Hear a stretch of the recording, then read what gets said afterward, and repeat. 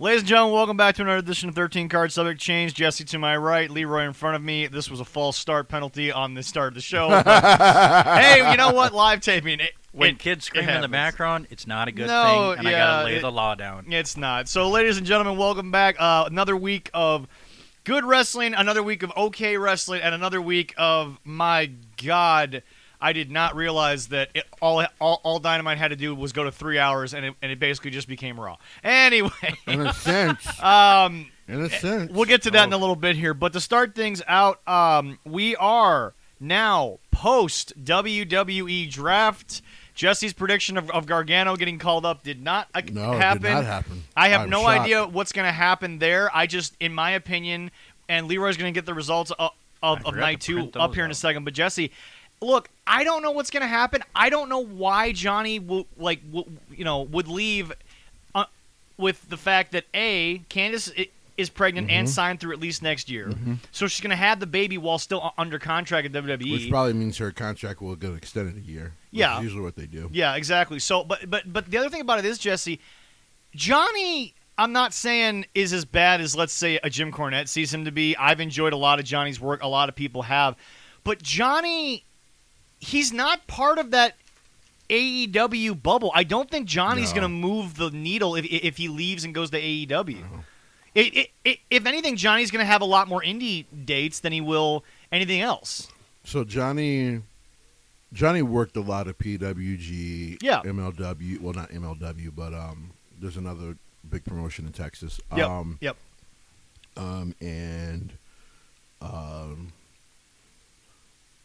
There used to be, it wasn't CCW or GCW, but really big one out there in the Atlantic. Yeah. Which is how he kind of built his name, which is kind of how people got to learn about him. He's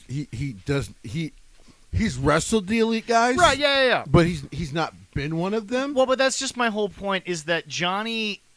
People, I don't think, understand that Johnny Gargano, for the most part, is an NXT build to the popularity that he has now. And now everybody wants to sit there and talk about the needle movers. Correct. They want to talk about the people that leave, the people that change, the tides. Adam Cole was obvious. Yes. Adam Cole was an obvious. Kevin Owens is another obvious. Yeah, obviously. Maybe Sami Zayn when his comes up in a couple years. Right. And by the way, folks, look, I know AEW likes to stay away from the tired old wrestling tropes of past years, but Kevin Owens possibly just doing what he's doing for Corbin on the way out. A lot of guys used to do that back in the territories. I was going to say a lot of guys. It was a professional courtesy that people just accept. You put people over on the way out. Yeah. With the career he's had. It's not going to hurt Kevin. I wouldn't be shocked. So if he goes to AEW, wrestles another 4 years, I wouldn't be shocked if Vince gives him a call at you can do some part-time stuff. And hell, I mean, you were almost a Grand Slam champion. We'll just kind of give you that. Yeah. And then we'll just put you in the hall. The thing is, if I'm a Kevin Owens, because I'm Kevin Owens, I kill Steen, kill, all that kind of stuff. Yeah. I've done what I want when I want throughout my career anyway. Nothing's really ever changed. If I'm Kevin Owens, I go hang out with my buddies for a bit. I get paid more to do the same old shit we used to do than we did over in PWG because PWG's never had that kind of paycheck. Right. But I don't think Kevin Owens is going to see it as a betrayal. I don't think he's going to care if he goes back to Vince in 4 years and just accepts the fact that, you know what, I left for a few years. A lot of guys do that to Vince, and then Vince, invites them back on something. And Correct. But again, it's like Cole leaving was sad, and we'll get into that later because yes, folks, it's back. Shady's back. No, it's not Leo Rush's back. We'll get to that later as well.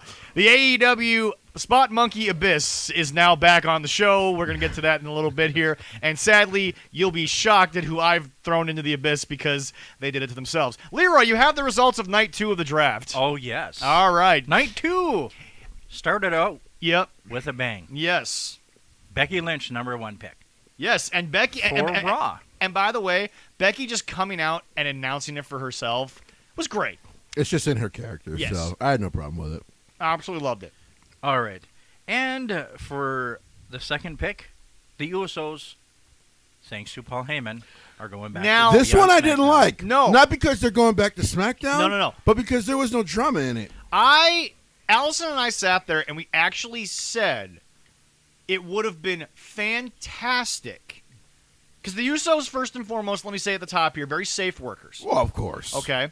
The whole family is. I mean, they always used to say, they are. Yeah. Well, even Jim Cornette said around the biography time, or I think it was the WWE Network special with Yoko, he really could not hurt you if he didn't want to with the bonsai splash. Right. He really could make sure you were okay. Right. But anyway, no, Alice and I literally sat there and we kind of fantasy booked our idea of, okay, it doesn't take place until after Crown Jewel. The Usos could still be on there. You could have built up all this drama, although once again, if anyone who watched SmackDown, my God, did Paul save.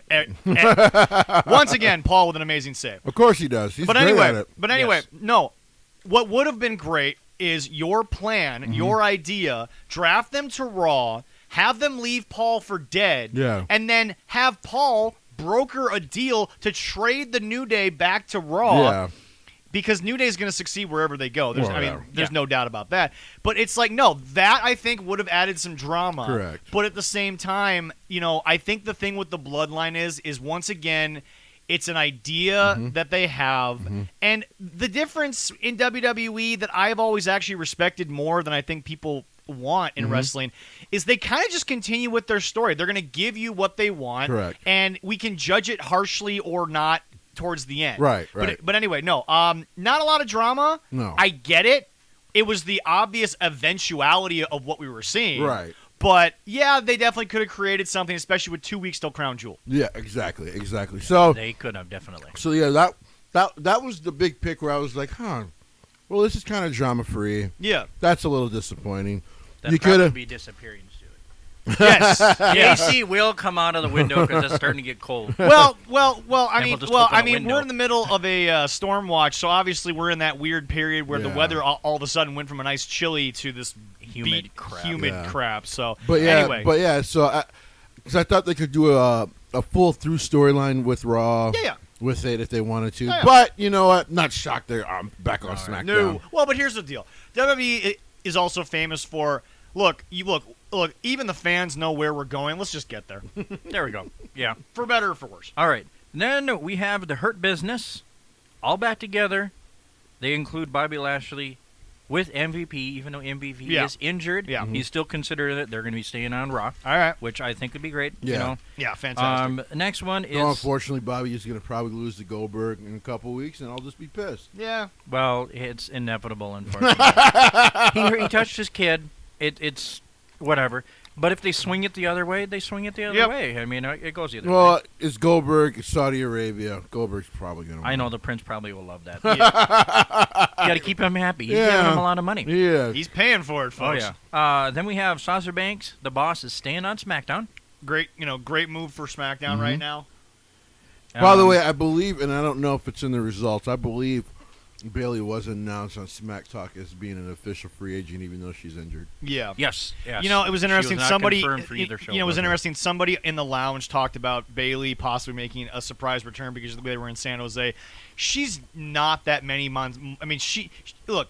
First of all, she's not Adrian Peterson. She's not lifting her leg a day after surgery, folks. Okay, she is at the point right now where in most ACL recoveries, you're not even really allowed to lift your leg without any real help. So Bayley was never going to be a part of the situation. But she's tweeting a lot of stuff on. She's tweeting stuff, which but no, is great. But no, that, so. We're obviously going to finish the results, but I think the move of keeping Sasha Banks on SmackDown is.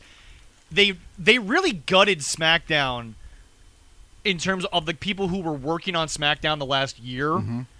But it's definitely, I think, a ratings help. The ratings on SmackDown will be fine as long as Roman Reigns continues what he's doing. You also gave Paul, like I said from night one, an amazing chance after Crown Jewel to create some amazing things. But no, I think the women's division on SmackDown will eventually include all 4 horsewomen, and we're going to get to see them interact in a unique way. And it's just look. I mean, Sasha, if nothing, whether you've been getting dry with her character or not, she will always bring an amazing in-ring performance. With Sasha, I've just been like, Man, there's a lot of leaving for you recently. Right? Yeah. A lot of leaving, but Yeah. Hopefully nothing. Yeah. anytime Anyway. soon. Yeah, All go ahead, Larry. right. We have Seth. Is he called the Drip God? Yes. I guess we're just done with the visionary now. I know it's Visionary Drip God. Cancel culture, gets mad at Seth Rollins for really just leaving an apple on the floor. That was it. But Edge breaks in, goes to Cena's hometown, smacks his father. Let's ignore that ever happened. There you go. Cancel culture loves to go back 15 years and get mad at shit that already happened. Are you being like Seth? Are you being a little petty? Jesse's suicidal tendencies has been a band since 1980, and they currently can't get into their Instagram account due to their name. Yeah. They've been a band for 41 years. That is odd. Well, the Drip God is going to be back on Monday Night Raw. Raw definitely needs Seth to either really take the upper side of the mid card or eventually create the main event scene. Well, yeah, I'm about to back say to what it he'll is. he'll There be we in the go. upper mid card main event scene. Yeah, That's where definitely. He'll be. Yeah, and you know what's interesting? I know Jim has really not liked Jim Cornette has not liked the current Seth stuff. Seth seems to be enjoying it because the thing about it is that well, first of all, Seth kind of just works for whatever you give him. Yeah. But I mean, this seems to be. I actually see Seth putting a lot into this. Oh, yeah. Me personally, I think he's always cared. He always puts a lot of work into his. Oh character. yeah. But I will say, And he can have a match with anybody. So I know. I mean, listen. I think you and there was a lot of other people with you, Zach, that thought he would stay on SmackDown. Like, unless all of a sudden he turns babyface and chases Roman, I don't see why. which was fair. Yeah. Which was That fair. is true. And you know what? And you know what? Right now, people are like, well, Seth versus Roman. Look, they're in two different places in their career right Right. now. So there's really no point in giving me that just to give it to me. Right. I'm not a Spot Monkey fan who just says, hey, skip the 6 months of build, just give me the match. Anyway, go ahead, Libra. Here we go. I'll get to you later, Spot Monkey. Oh, that's true.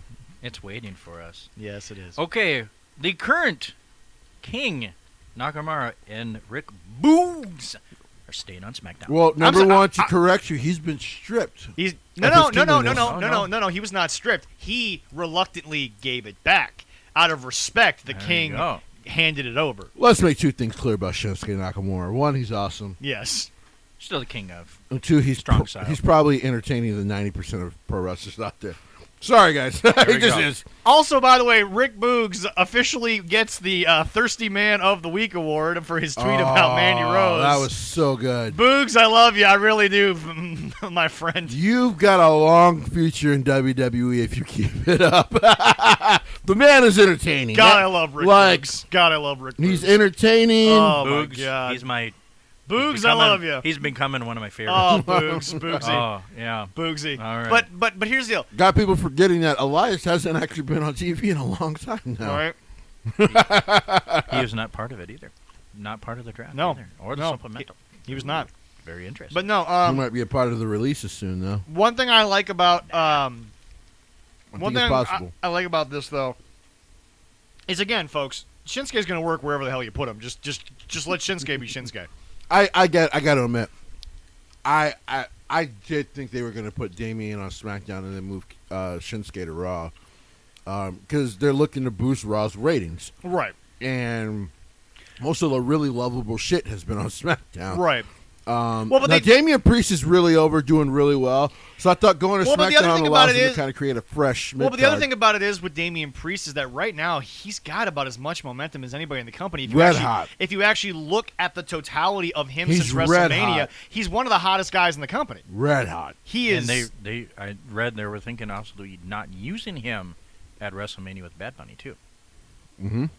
well, That was a rumor, but well, hey. no, it's not a rumor. He himself has come out and said they said make this work or else. Not necessarily that evil, but he was basically told you need to make this work, and he Right. did a fantastic job. of course he did. Even injured. And speaking of Damian Priest, he is staying. Our United States champion is staying on Raw. Like I said, if you want to boost the Lovely. ratings on Raw, you take some of the hottest stuff that you can do and you just leave it there. Right. And right now, he is, like I said, if you look at the totality since WrestleMania, he hasn't had a misstep, regardless of what he's been involved in. Correct. He really hasn't. See, this is the interesting part about wrestling that I think AEW is starting to get better at because they finally have the correct people there to help out. But the thing about it is the correct person fully in charge. Yes. But it's just, here's the deal.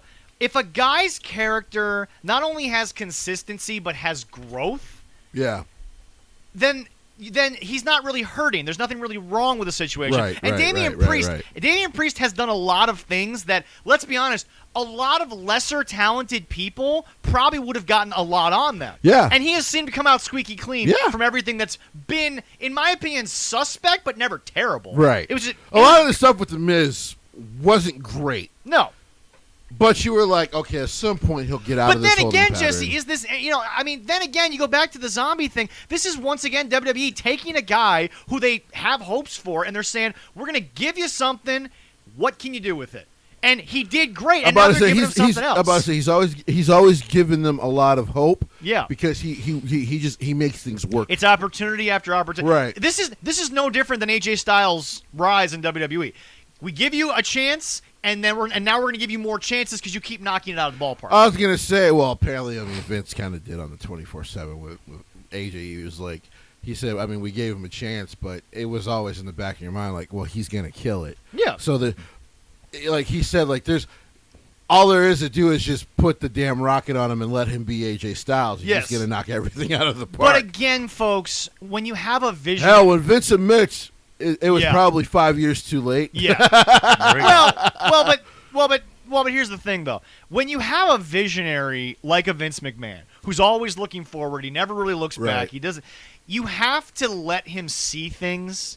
And I think he was starting to see Adam Cole. I just think, once again, Adam Cole wanted to do what he's doing. Right. There's nothing wrong with that. No. Adam chose to do what Austin Jenkins wanted to do, not what Adam Cole wanted to do. Correct. And there's nothing wrong with that. Correct. And by the way, to those people who are sitting there saying that, right now Roderick Strong and, Kyle O'Reilly are Squidward watching Patrick and SpongeBob run across the lawn all happy, and, that's, it just, that's a very dumb statement. Because the fact of the matter is that Roderick Strong right now is the hottest thing in the cruiserweight division, which is where Roddy should have Strong been. wanted to stay in NXT. Yes, Roddy. That was literally his request. Here's what people have to understand. And he got exactly what he wanted. Here's what people have to understand. Roderick Strong is actually one of the most self-aware guys in the business. Probably, yeah. Roddy knows that in ROH, he was Mr. ROH, but even he started to wane when the Bucks and the Elite and Kenny were in ROH. Correct. He knew that. Right.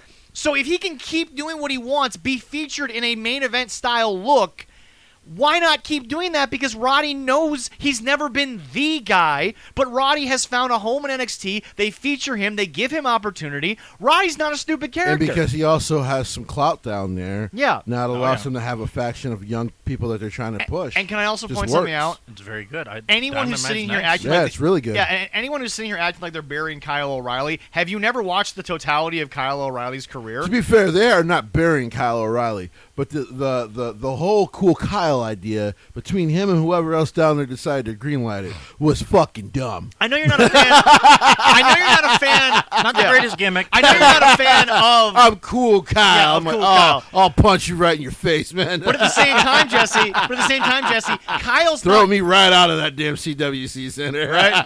But I mean, Jesse, we can all agree Kyle's entire life has been fighting from underneath. That's who Kyle O'Reilly is. Hell, his whole story in ROH was, can you finally beat fucking Adam Cole? Right. So like, and he's done that a couple times. Well, yeah. So it's, but Kyle was never going to get even Triple H was never going to shoot Kyle O'Reilly to the moon. We all kind of figured that. But he's a part of their main event scene now. So it, like I said, it's in NXT. So it's to think that they're unhappy there would be ridiculous. Oh yeah.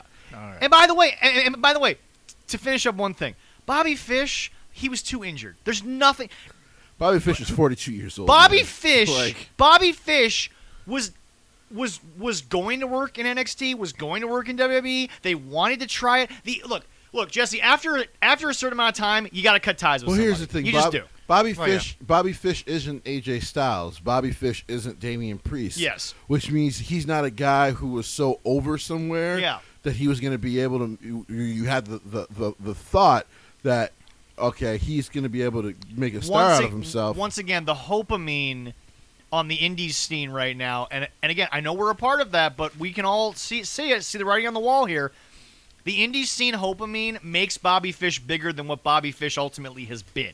Nothing against Bobby, because I love Bobby Bobby's Fish. a great in-ring wrestler who, I know people were like, well, Chris Benoit got over because Chris Benoit in the ring made you go, oh, that dude will fuck you up. Yes.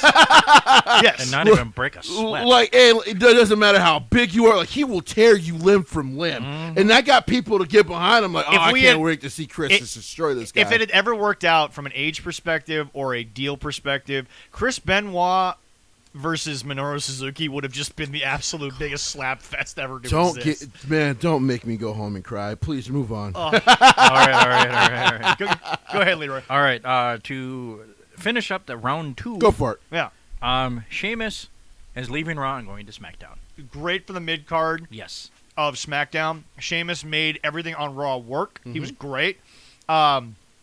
Allison's a little disappointed that one of her Irish brogues is going to SmackDown versus Raw. By the way, folks, just behind the commentator's booth in the second row, Allison and I will be up against the barricade at Raw in December when it is live in Minneapolis. Allison is going to bitch Corey Graves out like there is no tomorrow. Here's the good thing. That means she will get to have seen Finn Balor twice in a calendar year. And Becky. She'll get to see Becky once, so she's happy about that. But wow, you better have a hazmat or you better have a kit for her because you might have to carry her out by the before time we go the on, night's A done. slippery when wet sign when Finn Balor comes out. yeah. Oh, I know. But Are Jesse, you ready for it? But Jesse, Finn Balor and all Jesse, 10 of his ribs. I'll show this to you. Those are our seats. Allison circled them when she sent me a photo. Wow. Well, did you have to? There's a lot sell of your open first- seats still. Did you have to sell your firstborn child for that one? Only $600. Son of a bitch! It- Not bad. It was For the pre-sale, two? by the way. Pre-sale is always cheaper, thank God. Oh, yeah. Oh fuck! Yep. I'm Yep. jealous. Right. Yep. I'm gonna have. Are you gonna wear a right shirt? Because we're gonna watch you all night. I'm gonna Darren Corbin. I'm gonna have to look into whatever Guys, Darren's got for I me. gotta be honest. So I was looking up the ticket prices for the AEW pay-per-view, Full Gear. and I usually don't believe in skipping out on an MAW show, but I'm considering still going. You want to know why? Which would be fair, yeah. Those floor I tickets understand. are only $100 bucks. Yeah. Like they're cheap. Yeah. Oh, yeah. Oh, yeah. Not yeah. too shabby. I'm like, man, I might want to go down there. But if we cover all of City's wrestling Right. one night, that's not a bad thing. Right. That's not a bad thing. But anyway, go ahead, Leroy. So I'm very Sheamus, proud if we can do that. Yeah. Sheamus over on SmackDown. All right, I love round- it for Sheamus. It's a great move. Round Great three. move. I also love it because I also love it because Sheamus is going to come out in that coat, and Pat McAfee's going to have a field day with that coat. I don't know what yet, but Pat McAfee's going to have all night to talk about the coat. It's basically a creeper coat, so it's going to be fun. Yes, all right. Yes, it will. Then we're getting to round 3, Round 3. where AJ and Omos are staying on Raw. I actually don't like that they didn't separate them yet. Okay. Is Omos ready, though? Because here's my thing. I don't Omos think is so. ready in ring. Yeah. Omos needs a manager. Yeah. AJ Styles is not a guy to keep him as the But at manager. the same time, is AJ maybe wanting? And yes, to the folks out there who keep telling me he'll be AEW bound, AJ is No, he's not. AJ Styles has said it, and he's been consistent this whole time. When this is up, this contract, this is it. He's done. This is it. He doesn't look. Having worked with Mark, having seen all the specials that have happened afterwards, Correct. I think AJ was so and remember, AJ was actually friends with Michelle McCool's family, all that stuff. Correct. That's been documented. Correct. I think AJ has had a look that many of us don't or haven't had into what Mark went through by going as long as Mark did. Right. And I just don't think AJ wants that. AJ's got 4 young kids that are about to get into major Right. parts of their life Right. that he doesn't want to miss. And, it's like, yeah, Taker's got the one daughter who's at home. He's got older kids, obviously, but he's got Right. the one daughter at home. Right. But Mark is definitely going to be one of those guys that he's not going to be able to stand at a soccer game very long. He's going to have to sit down. I right. mean, and I don't think AJ wants it. AJ doesn't need the money where AJ spent. AJ AJ doesn't spend a lot of money. That's just who Right. AJ Styles is, okay? Right. He's a very family man. He takes care of his family. He's taking care of his money. Right. I just think AJ wants to go home and – because, I mean, here's the deal. AJ has gotten luckier than most in the sense that he's been able to have a long career. Correct. But the kids haven't had too many milestones that he's had to miss. Exactly. True. Which is very rare in this business because Right. a lot of times you have a 20-year career, your kids graduate high school and you're on some plane in Europe. So I mean, That's it's true. no, but But in my opinion, I think AJ is now more of a player coach. I think he's looking for a lighter schedule while still making dates. Well, because here's my thoughts Yeah. when it comes to Omos. Yeah, Is that you have very capable managers on the show. I agree. Some of them you have as wrestlers, which I don't agree with, but because I think Drake Maverick would be a perfect heel manager for a guy like Omos. Plus, it gets him the fuck away from that 24/7 title scene for good. Tozawa, you're a ninja. Anyway, A guy who's being wasted, but otherwise, yeah, like I don't mind keeping them both on Raw. Yeah. I just thought you could probably just draft them. You know what? That makes me now not make sense. So please go on to the next. go one. ahead, Leroy. There are moments when Jesse's even like, "Let's keep the show going." Yeah. All right. I love you, Jesse, but you know. Sometimes I realize I was just rambling, but Yep. you know what? Yep. All right. All right, now next we have the Queen of Spades, Shayna Baszler, going on SmackDown to see the Queen. Charlotte Flair. Let me say it before you my do. I God. told people. Yes, you did. 2022 is her time. Yep. It's her time. She She's about to shine. She drug her way through the swamp that Yes. is Raw. Right. Vince has taken notice, and Paul, I guarantee you, has taken notice. Look, folks. She's gonna have a hell. Just of a remember, like this Look, is someone folks. who decided to go ahead, take the L to Becky, even though she was supposed to win originally. Yes. And has just done everything they've asked her to the best of her ability. And she's actually, and by the way, if you go back and look at Shayna pre-WrestleMania with Becky, Yep. post-WrestleMania with Becky, there's actually been quite the personality growth Sure. in her, Sure. which I think allows people. Shayna Baszler is never going to be the cover model. No. That's never going to be a thing because that's never been the thing. She's an ass kicker. Exactly. But the thing about it is that she will add. She is the B to what is the A now on SmackDown, Correct. which will be all the four horsewomen. Yeah. She is the outlier. She is the outcast of what that women's division will become. To me, she is very, in even more ways than Alexa Bliss was, because this time it won't be a surprise like Alexa Bliss was.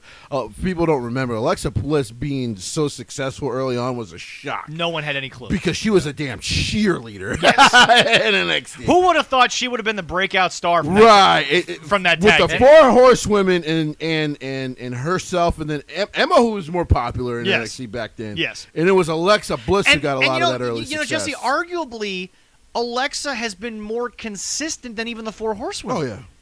Yeah. That's an argument that you could make. Oh, yeah. I'm just proud that Shayna Baszler, she's a girl from our backyard, She is. Yeah. South Dakota. Oh, Yeah. yeah. I'm so happy for that. So Shayna- it's Shayna's- her time. Shayna, It is. Oh, I'm gonna Shayna, love it. I'm gonna Shayna love it. is going to be on the show. Oh, yeah. And she's going to get opportunities in front of a much larger audience Mm-hmm. to beat the holy hell out of somebody. And I guarantee you the ratings will reflect from her segments. We want more Shayna Oh, Baszler. yeah. I guarantee Oh, yeah. it'll happen. All right, we got 2 more picks in the 3rd round here. It was a long third round. I liked it, though. Shit, they had 6, didn't they? No, third round was short. Okay. There wasn't that many picks. Okay, yeah. We got Kevin Owens. Yep. Jesse predicted this. Mhm. Jesse said he would go to Raw, Mhm. sort of to kind of finish things off. Like I said, look, folks, if Kevin Steen comes back, which I think Kevin Owens wanted to do at some point anyway, Yeah. but realized he's in a corporate environment, which again is not Vince's fault. That's just what happens when you're that big. You can't really do a lot of the Steen things. And now, in my opinion, Steen can go to Dark Elevation, even Rampage, and sort of bury a lot of the Steen things to where no one's going to get angry about it. You might not see a lot of Steen stuff on Dynamite. That's all right. I'll watch it. Yeah. All right. Fucking Dark Elevation. And Continue. then, next, to finish up around, Yep. Xia Li from NXT is going to SmackDown. She is going to be an interesting. She is the dark horse wild card right now. Not yet. She is because of the unknown. Let me explain why I only said not yet. Yeah, okay. Because I don't think they can keep. Mei Ying does not fit in the new NXT at all. I agree. So I think what's going to probably happen is in the next couple of months, you'll actually see them come up together. With Bola, probably. Yeah. As well. Yeah. Yeah, because they got Xia slowly working her way back from injury right now. Right, yeah, exactly. They don't have it listed of that, but the one breakup of NXT would have kind of been Tina right Shaw. now, supposedly. Yeah. But like I said, when you watch the new NXT, like I said, I'm gonna give them time. Because I started a little down on it, but I'm like, I'm gonna give this time because I've always said when you do something like this, you have to give it at least a couple of months to see what happens. I agree. Trust me, as a Jet fan, it's annoying. It's very annoying to be like, I used to love this, but now it's painful for me to watch. Yes, but you love the pain. Apparently I do. Apparently I'm a sadomasochist. But Sports well, that's what she said too. But I'm like, hey, Mei Ying is a great wrestler, and the character is very good. Yes, but it does not fit in the new NXT. No. So I think they're gonna have no choice but to be like, okay, we just have to bring her up. And also, by the way, it adds to the supernatural factor that you're going to lose with obviously Alexa Bliss probably not coming back to do this again. Whoa! Depending on what they So they put up new merchandise. Yeah, they did. With the new revamped looking doll. Yep. So we don't know what she'll look like when she comes back. I agree. But they clearly moved away from the Bray stuff now completely. Yes. Give her some time off. That's fine. Go ahead, Leroy. All right, the end of the third round. The beginning of the fourth round. It was fun. We traded tag teams. Yes, we did. We have the Street Profits coming back to Raw. The Viking Raiders going to SmackDown. A lot of speculation and actually a lot of confirmed speculation that they wanted to break up the Street Profits. Yeah, but we're thinking about that. Yes. But I think that people need to realize that right now, and this isn't a shot at Dawkins. I'm not even trying to go there right now. I think that just right now, they're so good together that even if Vince doesn't like tag team wrestling, they're still gonna. You can put them in the middle hour from the 8 to 9 slot, and they're gonna be an entertaining 20 minutes. Well, here's the thing. I think because people keep saying AEW put Vince against the wall, and listen, AEW's rise, especially the last 2 months. Yeah. By the way, congrats, Tony Khan. Oh yeah, no. At least you seem to understand. Like we need to do better than what we're doing. At least he figured it out. The rest of them, I still think I have no idea what's going on. We'll get to that. But Vince was really put against the wall by two networks, mostly USA, that was like, we're paying you like $100 million for 2 shows. Yeah. And we fucking hate the product right now. Yeah. This needs to be better. And so it was very smart to go, okay, I can't break up this tag team because right now my middle hour, sometimes right before 9:30, gets a little Yeah, exactly. So if I actually focus on the tag team division more with a team like the Street Profits, I believe they move the Dirty Dogs over. Like it actually helps. Yes, because it ramps up the entertainment value again. And the tag team, unless you've had a express versus express type of gimmick, the tag team world has always been the middle of the show. It's something to sort of keep you excited, but also cleanse the palate for what's coming later. I really think only the Usos and the New Day recently were so good that you're like, okay, this has to main event because this is just really good. I agree. You definitely I agree 100%. Yes, Also, shout out to our boy Big E for making last night's boxing match so much better. Oh, he was also on the College Game Day. College Game Day. He willed them Hawkeyes, baby. He willed them Hawkeyes. Wow. Woo! Football on Saturday. Oh my God. Yeah. I was one we're of talking the about worst wrestling, football teams that always wins with a running game and a defense, but we'll talk about that a different day. All right. God, I hate watching the Hawkeyes. Right. Continue. But hold on. Now on to the Viking Raiders. It gives Paul something to work with. It gives the Usos new competition. I'm about to say, they just needed something fresh. Yep. Yes, they did. They just needed to be refreshing. Yep. They're not boring. That's not what I'm saying. But like on Raw, they were giving them nothing to work with. Yep. So, 100% agree. And that will definitely help. Yep. All right. Next, I said, and this makes your better half so happy. Yes. Good old Prince It's Finn Balor. The Prince and the coming to Demon Raw. and the Demon are going to Monday Like Night that package Raw. said, not only is the Prince coming, Yes. but the Demon is going to Raw. Yes. So. They're 1-1, so it helps. Finn has always worked for Raw. Finn has always felt bigger than SmackDown because I've always said Raw, because of its history, has a bigger feel to it. It's SmackDown will always feel like a bigger house show with a camera. Raw is going to feel like a pay-per-view. In that it's just aspect. quite unfortunate that the writing has been so Yes. No, 100% agree. 2.0. Yes. Like not tag team, but like Yes. grade level as far as like Raw is concerned. But what I'm saying is, is that with Finn's, I don't Because even want. SmackDown is clearly the A show. Oh yes, 100%. Yes, Aaron. This week it was a little slower. My goodness. Yes. Go root for the Philadelphia Eagles losing again. But Yes. I'm teasing him. Finn, might, yes. Finn right now though is at a place that adds to that main event scene. Yes. And he's no longer a mid-carder with the way he worked on SmackDown. And by the way, folks, we get it. It was a lazy booked way to get out of the Fiend, out of the Demon. I was about to say it was basically Fiend like booking. I agree. No. I agree. But here's the deal. We've booked ourselves into a horrible corner. Yes, I agree. And they use that lovely red light. Oh man. But here's the deal. Finn is going to go to Raw. You can throw a lot at Finn, and he's going to knock it out of the park. He's going to do great with it. I think what you're going to see, but it's going to be very, very fun now on Raw if they can get the writing right. Yeah. Is you're going to see a lot of trading of the main championship. But this is when you don't mind that. Yeah, I agree. Because it's just like, but the main event is so fucking juicy now. Yes. Like, and by the way, folks, it's the Prince. I mean, Right. he's over. Folks. Right. Oh, God, He's yes. over. There's there's no nothing denying to it. discuss there. No. We'll discuss a few things later that Jesse's a little pissed about, but we'll get to that later. Leroy, let's finish this up. All right, well, we'll finish up the last pick of the fourth round. All right. And I hope this will be good. Be good for him. Yep. A Ricochet is going to be going to SmackDown. You I handed literally Paul, sighed. You handed Paul. Yeah. Like I sighed. I heard it. I heard it from the other thank side God. of town. I Thank heard God. Jesse That's what I going, heard. you gave him to Paul. Like, just give this guy a chance, please. I was wondering what that was, and that's what it was. Yeah, it was All right, me that's signing good. like, Yeah. give him a chance. Yep. All right. Damn. Paul Heyman knows. He's there for another 2 years. Like, give him something. Yeah. That'll be good. Fresh start for Ricochet over on People SmackDown. That'll be forget great. they had him in the U.S. Championship scene with AJ Styles. He's becoming one of the biggest baby faces, and then you did nothing with them. Yeah, no, And I it agree. blew my mind. I'm like, what are we doing? I agree. Nope, 100%. And then, of course, he got himself over on main event, Yep. only for them to go, oh, you're doing good on main event. You want to go have a 24/7? Like, what the fuck? What? Paul. I love Vince, yes. but he just. I agree. Sometimes I don't get my grandpa, but otherwise, Yep. when I you saw go. this, I'm like, wait, this is mostly Paul Rand's show. Yep.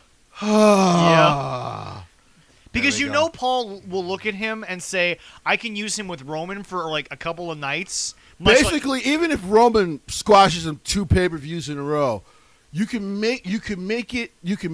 turn him into now a babyface that people are like, well, but you also have to remember. Ricochet's gonna get there. Ricochet's gonna get there. Well, but Jesse, you also have to remember, if he's even in the ring with Roman, Right.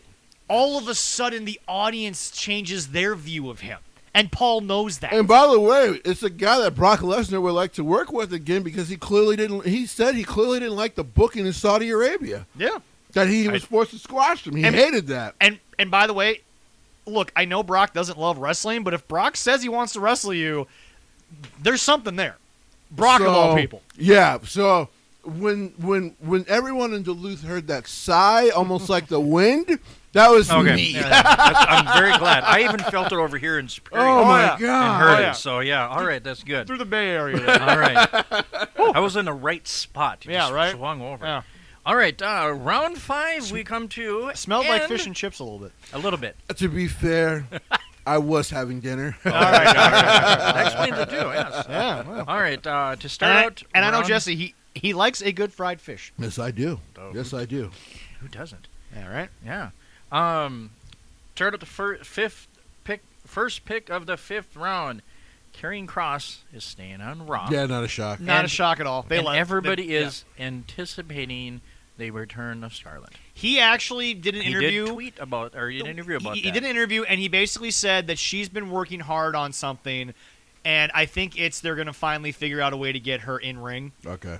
That, or she's just working hard to be ready for that level of things. Yeah. And by the way, I feel like when he talked about the ring gear, he doesn't seem to hate it. I just think people are the internet and they jump to conclusions too quickly because the internet gives you access to anything at a click of a button. Yeah, exactly. Well, sure. And if they bring Scarlett in to enhance him, and whatever that. Because as a character duo, it actually works very, very well when she's there. Yes, exactly. Yes. Alone, sometimes it doesn't feel like it works, not because he can't speak. No. But it's just the way it comes off. Mm-hmm. She adds a visual to that dark demonicness that I think... The assassin-like behavior. Yes. Because then she can kind of mostly speak on his behalf. Yes. And it's very... even though she's incredibly beautiful, it's very unsettling. But it makes the characters work. Yes. So... There's a lot of contrast in her performance versus Yeah. her actual physical appearance. Correct. That really entices people in multiple ways. And I get she's probably working on the wrestling side. WWE, I don't think they need to rely on that. No. Because I think... I've always said Ring of Honor did her a huge disservice by having her wrestle more. Yeah. Because I'm like, she works better as mostly a manager. She really does. And by the way, folks, there have been a lot of successful money-making managers in the history of this Right, business. You can make money doing that. Right. Damn right you can. Paul Heyman. Jim Cornette. There you go. Bobby Heenan. Yeah. Bobby Heenan was arguably or actually probably is the greatest manager of all time. Teddy Long. Like, Yep. I can go on and on and on. So Anyway, go ahead. Yeah, go ahead. All right. And then, and I haven't seen these guys for a while, and I'm surprised. As a tag team, Angel Garza and Humberto Carrillo are going. They've to actually SmackDown. been stellar since they came They've out. been very fucking good on Raw, yeah. I did not think that Carrillo, after everything that they built him to be, was going to... By the way, he's put on a lot of muscle. Yes. Okay. Go back and look at when he first came on to Raw versus now. But Carrillo, they beat him down with Sheamus, which was good because you didn't want to really see Carrillo much anymore.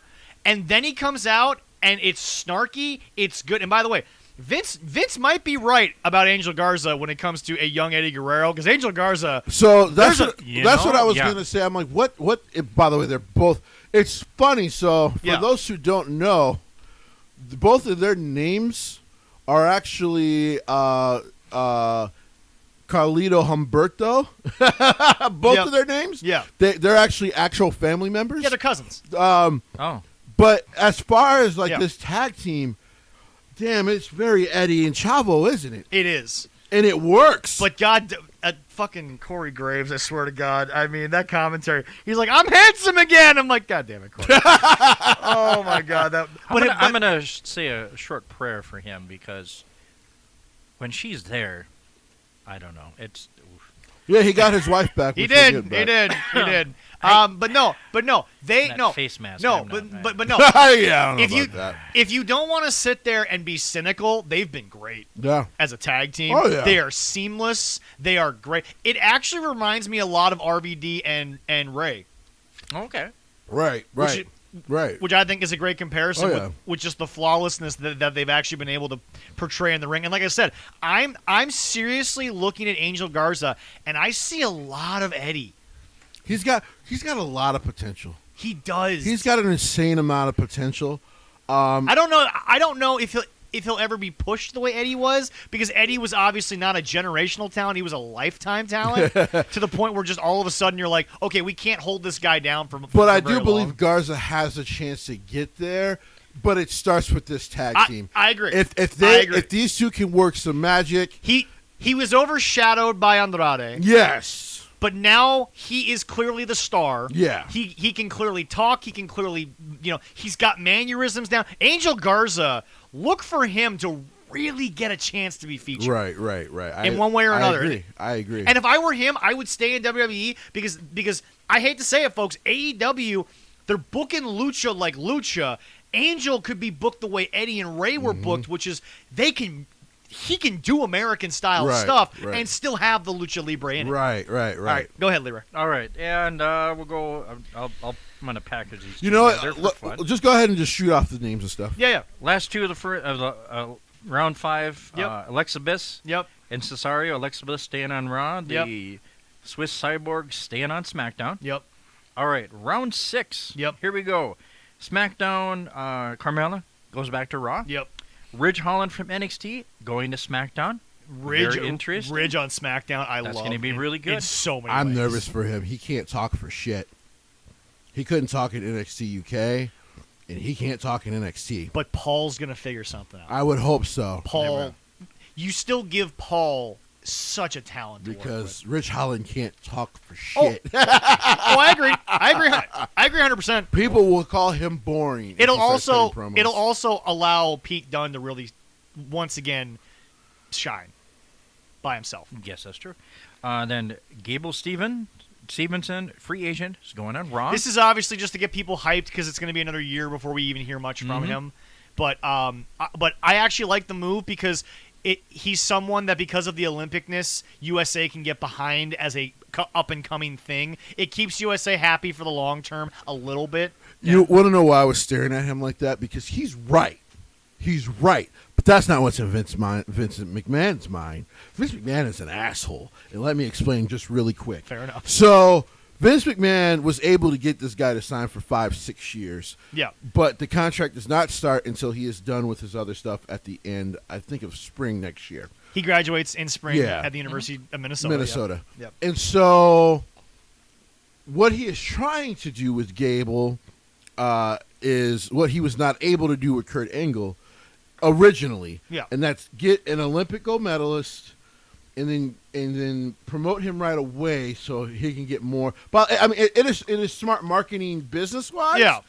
But for pro wrestling fans, I'm like, see this is where when people get mad at Vince, I can't blame them. No, Can we? So unless we're going to see training montages as well, people are going to forget about him in a year. They just might. I know. Yep. So like. You did this because, by the way, because then they set it up like he was drafted to an NFL team. Vince, I need you to stop being an asshole every now and then. I love you, Grandpa, but sometimes you're just being a dick.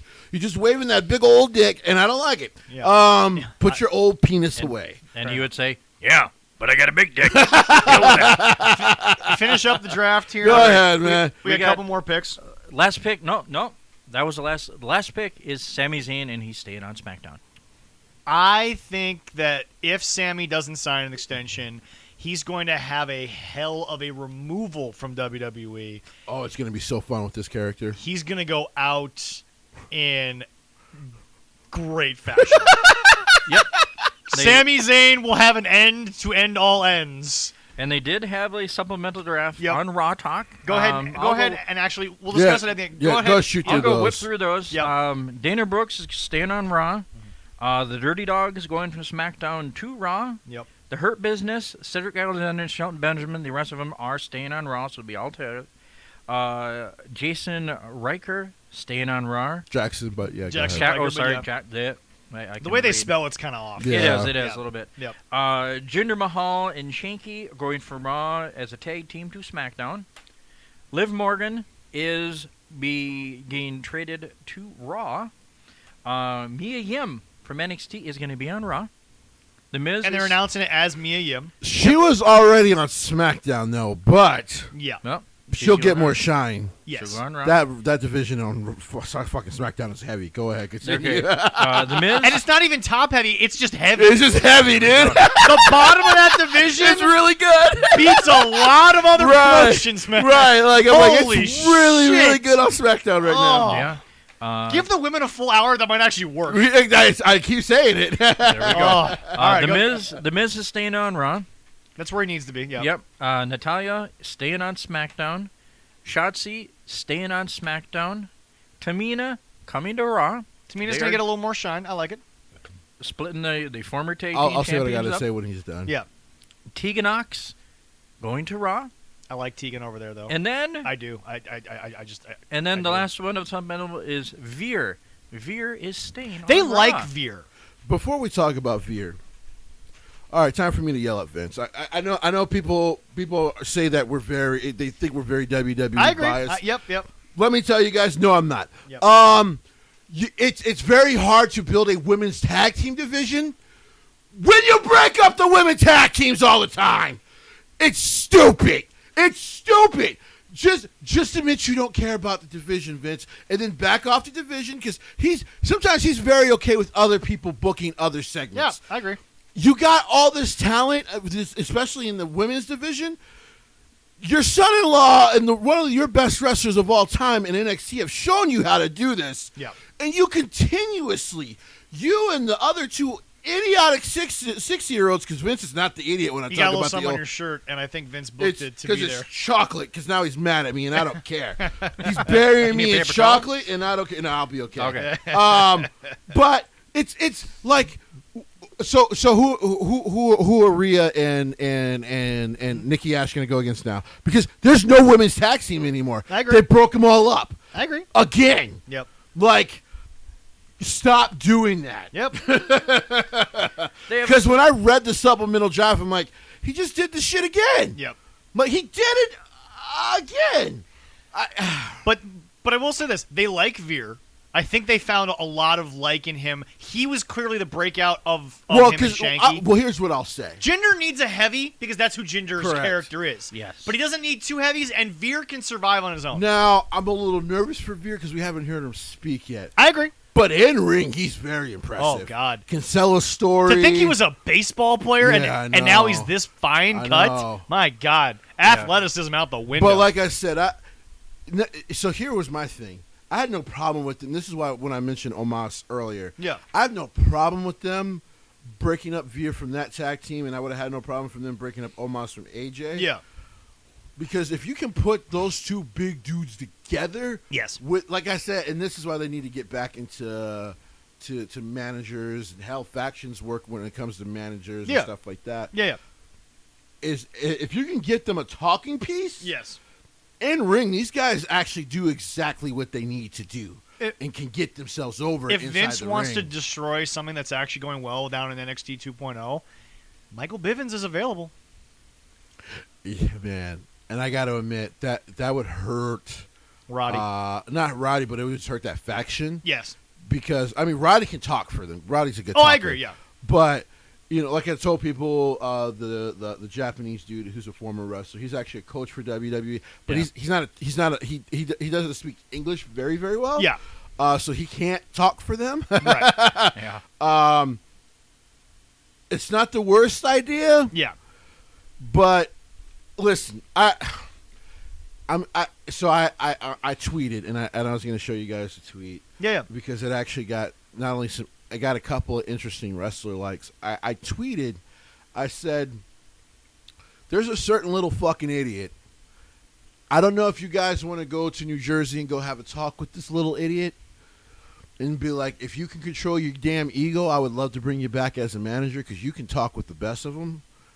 I'm talking about Enzo Amore. Yes. It wouldn't be the worst idea. I agree, but here's the deal. I've never hated them wanting to keep Enzo. It's just a matter of, sadly, and by the way, Vince is in the Jerry Jones business. Okay, sorry, he is. It's just a matter of somebody needs to constantly be in the guy's personal ear Right. as opposed to his professional ear. Right. And the thing is that I think that even Morsley wasn't against working with Enzo. I just think he was seeing the writing on the wall that it wasn't going to go well. Because he's a little idiot. And Yeah. sometimes he just doesn't realize Yeah. silence is the better part of valor I agree. sometimes. I agree. And it's because right now he's been wrestling on the indie scene. He's okay. But what he still does really well His talk. is Yes. talk. All day long.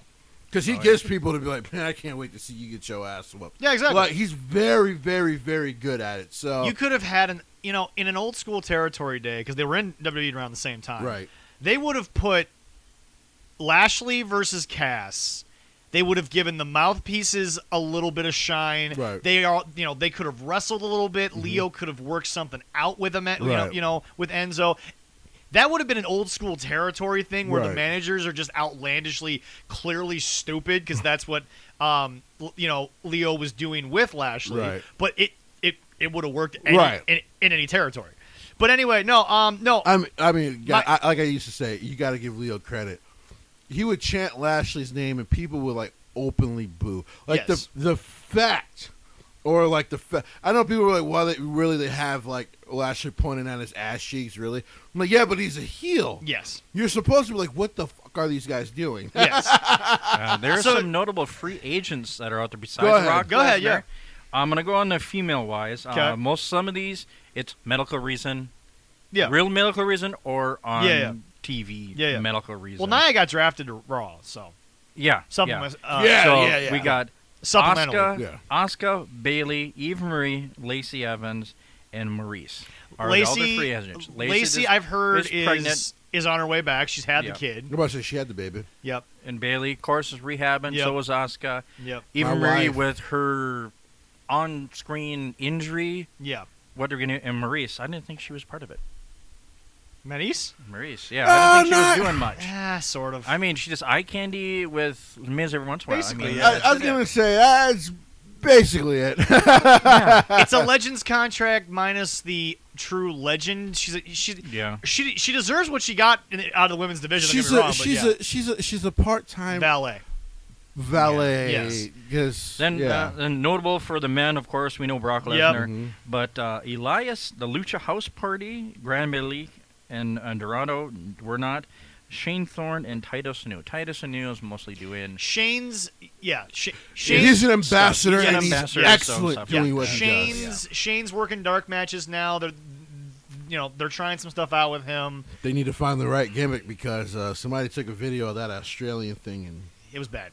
it wasn't good. Well, hey, Wasn't you got to throw it out and try it. And Vince goes, "Go ahead, give it a try. If it doesn't work now, out, now there." again, So going we'll see. to finish up here, going back to what I said from the beginning, it looks like SmackDown got gutted, but SmackDown kept what they need to really move forward. Right. SmackDown was getting top heavy to begin with, Shit, it still is, to be honest. but Paul's got some interesting pieces. Right. He's got some chances. Right. And it's Paul Heyman. You know. He will make it work. Yes. But no, they've got guys who can come in that Roman can elevate. I think that Ricochet will slip seamlessly into the place that Montez Ford found himself in with Angelo Dawkins at a Yeah. wedding. I think SmackDown will be fine. SmackDown will still be the A show until Raw is more consistent in its writing. It's literally the only. Like I keep telling people who are like, man, Raw's awful, and I'm like, so what's the worst part about it? It's like the booking, the writing of the wrestlers. I'm like, okay, if that's it, but you still enjoy some of the matches, Yeah. then your hate towards the writing I get. Yeah. But everything else is bullshit. Yep. Nope. But I agree. I do agree that if they can get more consistent writing for Raw, Yep. you have a chance to do what USA wants you to do. Yep. And that's to get to at least the minimum SmackDown numbers. You now have a chance to do it. Yep. I agree. But no, I actually think that there is a great potential on both shows. Oh, Yeah. SmackDown is still going to be the A show. Don't you will, get yeah. it And I twisted. agree with the writing isn't good, but I kind of ignore most of that, and I watch the matches on Raw, and I enjoy Because that. I was going to say, like, I'm like, I've told people, I'm like, have you watched the mid-card matches that they'll give you? Yeah, in the they're United good. States title picture, they're fucking amazing. I mean, and the potential for Damian Priest, different people that he is going to be able Yep. to wrestle. Yeah. I mean, We have Seth Rollins. Yeah. Hell, I mean, That- people don't like when I bring this name up, but seriously, when you give him 15, 20 minutes, He's the best in the business. no, not Seth. Okay. Seth is clearly spoken for, but Yes. when you give Dolph Ziggler 20 minutes to wrestle a match, Yeah. and the other person on the other side is you're talking about a guy who's now proven himself in Damian Priest, you have potential for an excellent fucking match for 20 minutes on TV. Oh, I agree. We have yeah, some. We potential have mid-cards would some. be fun. We have some ladies to talk Yes. about here. Yes. Jesse, Former. One I'm happy for. The other one we'll get into. Former. Can I say wow? Former co-owner, co-founder of Shimmer. Correct. Has been signed as a performance center coach. Correct. In WWE. Oh, this story. Allison, Yes. Allison Danger is now officially at the performance center. Between her and her brother, they just do not get the credit they deserve for everything that they've done in pro wrestling. Shimmer is one of those things that if you've never seen it, you're going to be pleasantly surprised on what they've been able to do. So a lot. Well, I don't know if Vince bought the library now. I hope not, because fucking Peacock does a terrible job of editing anything. Yeah, exactly. NBC. I don't even know why they gave NBC football. They don't do that well either. Well, still Amazon does. But I'm about to say at least, because they're a server-based. We're going off topic. I'm sorry. It's something I can watch for a little while before I start playing video games on Sunday night. Shimmer is very important because it gave women a chance to go to a promotion where people just treat them like pure wrestlers and allowed them to grow as pure wrestlers and entertainers in the business. Yeah. And they basically booked matches like WWE kind of can and New Japan would and things of that nature. So it allowed a lot of women to go find their place. I give her truthfully, I give this women's division down in NXT a tremendous asset in Miss Danger. She's a fantastic overall person. All she can do is be a plus. Yes. All she can do is be a plus. And now we go to Jesse. The only way that Tessa Blanchard could find her way into wrestling is with a company who currently doesn't exist. So here's the thing. They're working on it. Here's the thing. Let's go ahead and get into WoW. Yeah. Women of Wrestling. So. And the two big signings. AJ Lee being a producer is huge. That's fantastic. And possibly color commentator behind the mic there. Because if there's a woman who they need to put in the WWE Hall of Fame, no matter how they feel about Phillip, it's AJ Lee. I agree, 100%. Two, because she's so great in a time where maybe women weren't looked at as the best performers, she's going to be able to teach so much good. Also, all of her comics, her screenwritings, everything's her being the stories and things she can share with a lot of these women will help them become the best performers possible. I agree. So great on them, because they needed a refresh, because the people who used to be in charge were idiots. I'll just throw that out there. They were, yeah. They botched it. I know they talked to AJ about her coming back and performing. And she said technically she probably could, but she doesn't want to. But most likely she wants to be behind the scenes, give everybody, the ladies now a day to shine, and give a little help to what she did. Because one of the things I've always agreed, so there was a narrative there that hardcore wrestling fans would push, and a lot of them weren't actually like WWE haters, but they were just like, they were like, dude, even if you're worried about her neck, having her backstage as a producer for you in WWE would do amazing things for your women's storytelling. Mm-hmm. Yeah. And, of course, they didn't do it, and I think Phillip Brooks is a part of a lot of that. But I agree. The second woman. Yep.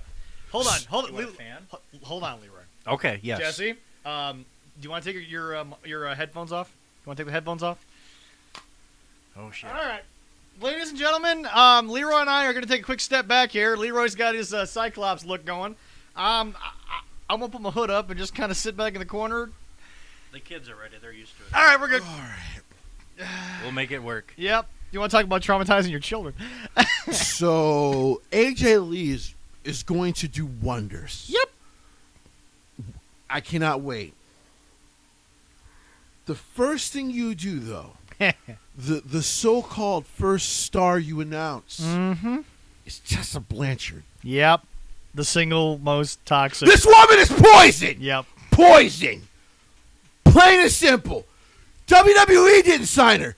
She was in the Performance Center for 4 or 5 months working out. She can deny it if she wants to. She took all those photos with Charlotte, with Bailey, with all 4 of the horsewomen, and they still would not sign you to a contract.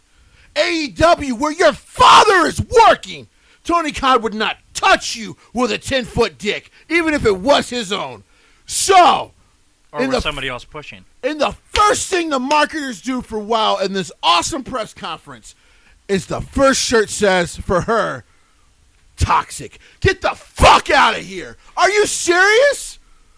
You know, let's not the best look. Let's spit in the face of people No. who are already interested in this reboot because we brought in AJ Lee. Yep. Because now we're like, oh man, they're gonna do something beautiful. You went from 0 to 60 back to 0. You went from 0 to 100 right back to 25 and a fucking 60. AJ, I'm not saying AJ will not work wonders with Tessa. Yep, I'm not saying AJ will not do good. You can put your headphones on. I'm done yelling. I just I had knew, to get yeah, I had that's to why get I that said out. it. I know. We're prepared.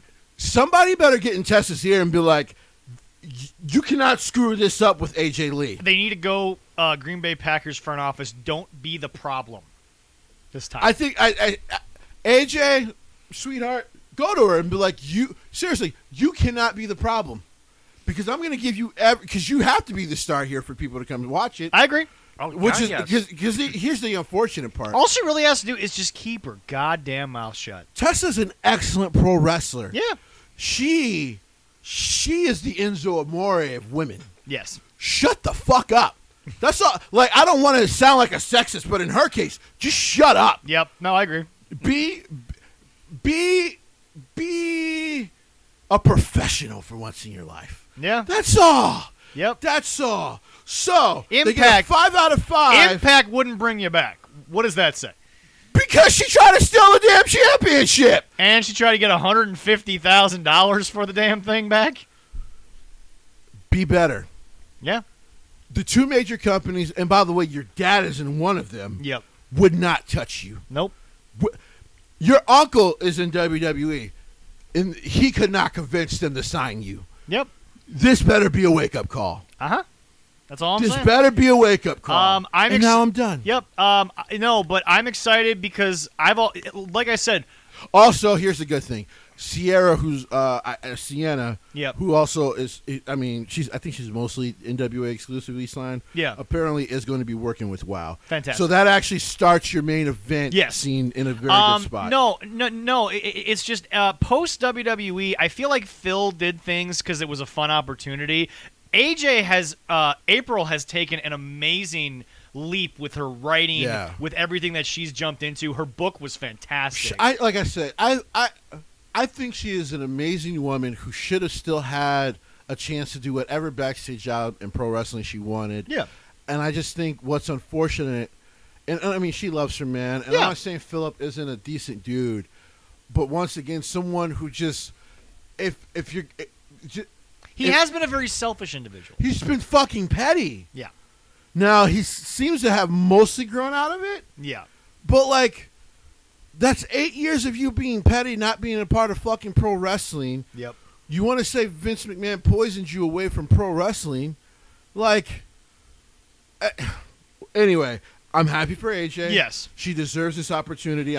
She has been handed quite the possible atomic bomb, though. She's going to show her merit quite early. Yes. Because most definitely, yes. I hate to say this, we have to transition from one women's executive that I'm excited about to a women executive. I am just, oh my Christ! Should I step away? Are we going to talk about the show, their new show? No. Yeah, you know what? You know what? I'm going to step away. Let's go ahead and let him talk about Roads to the Top. Ladies and gentlemen, you're the lucky one that has seen it. Yeah, I was about to say. I have smartly not watched the show at all. My God! Look, I get it. Ms. and Mrs. The Kardashians, they've written stupid shit in there to make it entertaining, but they took the reality show and they took it seriously, and oh my God, do they suck! Holy shit! First and foremost, okay, I'm not even going to talk about how much they're exposing the business because the veil's gone. That's Right. never getting put back over. That's never coming back. I'm not mad about that. Number Right, one, right. Dusty, however, would come back to life and kill his son over this shit. Because, by the way, boys, I got some bad news for you. By the way, Leroy, the Italian immigrant in that famous promo, it was Bruno Sammartino. Yeah. No, it's just nobody could tell. Nobody could tell. When he was talking about when Cody was talking about being having the the first first interracial. biracial baby in Yeah. Atlanta. Yeah. I'm. You know the interview. But And you can see I had a Yeah. puzzled look on Yeah. my face going, what? Oh, by the way, I've got some news for you two. Not only Oh, boy. did that promo go live, he had notes, Jesse. He wrote this shit down. He had notes? He had notes, and he also met with Tony Khan pre-doing it. Tony Khan is on this thing about as much as Brandy is.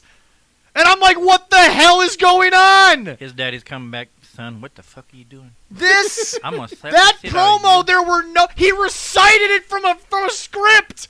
Wow. And nobody thought it was a bad idea. Wow. That was scripted.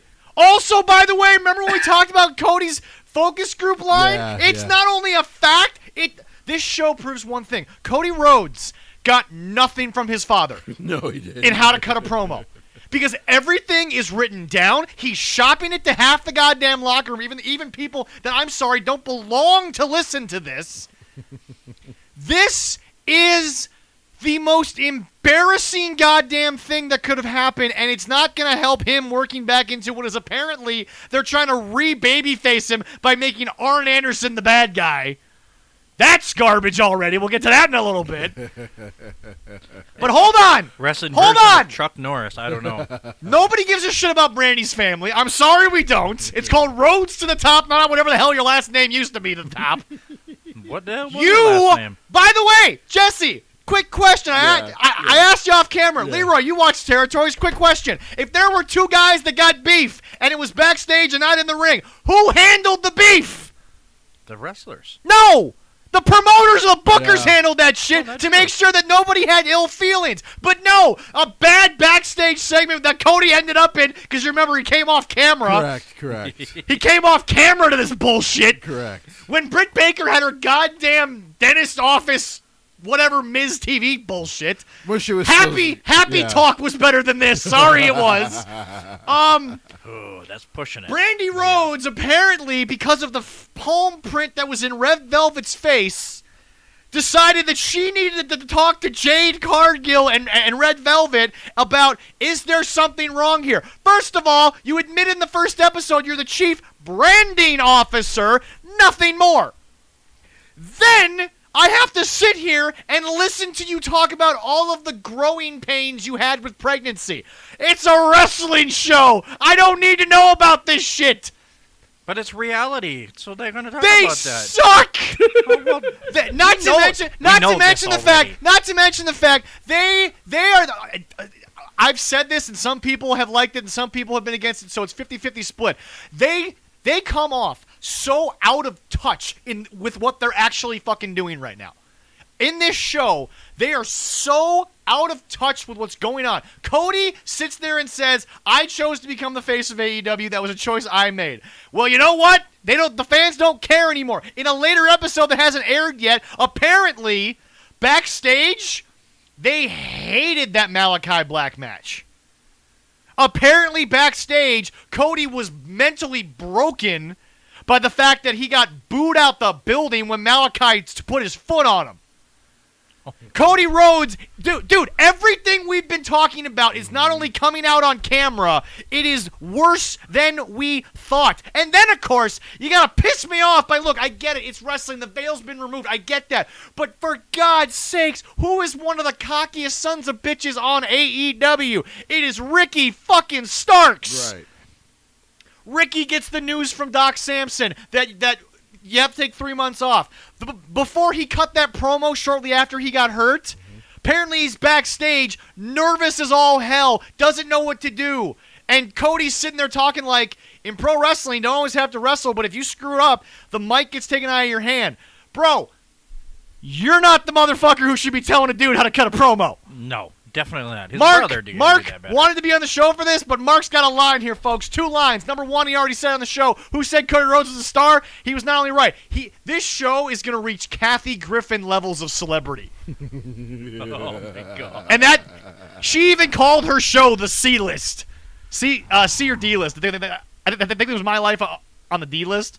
My life, yeah, something. Yeah, anything. Yeah, but no, My Last on the D list. That's this what it was, yes. was garbage. It did ratings so terrible after Dynamite, and then it was on after that, and it didn't even chart. I don't know how long TNT's going to let this go. I don't. Because no one's watching. Cody was already, without the show, becoming a problem on television that the fans didn't want. This is only going to make it worse. Cody Rhodes is sitting there talking about how difficult it is to be in this managerial role, but also still get his segments in. Bro, nobody gives a shit about your segments anyway. No, they're not that good. Well, here's the thing. They used to be okay, but you know what? I'm sorry. I said I would take a step back. Zach, continue. I think you can say anything. What else can you say? I think the reality TV show broke Zach. It's not good. Oh, We're my sitting God. there. By the way, Brandy's got the nerve to talk to these 2 women. And again, this is the problem with a lot of stuff today that people don't get. Tom Brady has a guru, basically. He has a personal trainer, Yes, Alex Guerrero. Yeah. But Tom Brady is not an expert in physical therapy. Alex Guerrero is. Correct. Boxers, even as good as Tyson Fury is, he's got a boxing coach because Coach used to be able to throw the leather. Right. And that's why you listen to him. Yeah.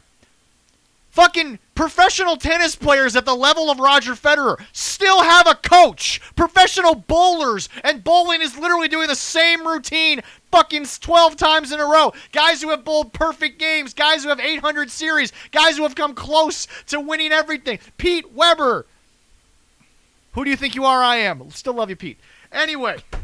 He has a bowling coach that he talks to during the match. Because the guy behind him knows what the hell he's talking about. She's giving advice to 2 women who are wrestlers. You were a ring announcer.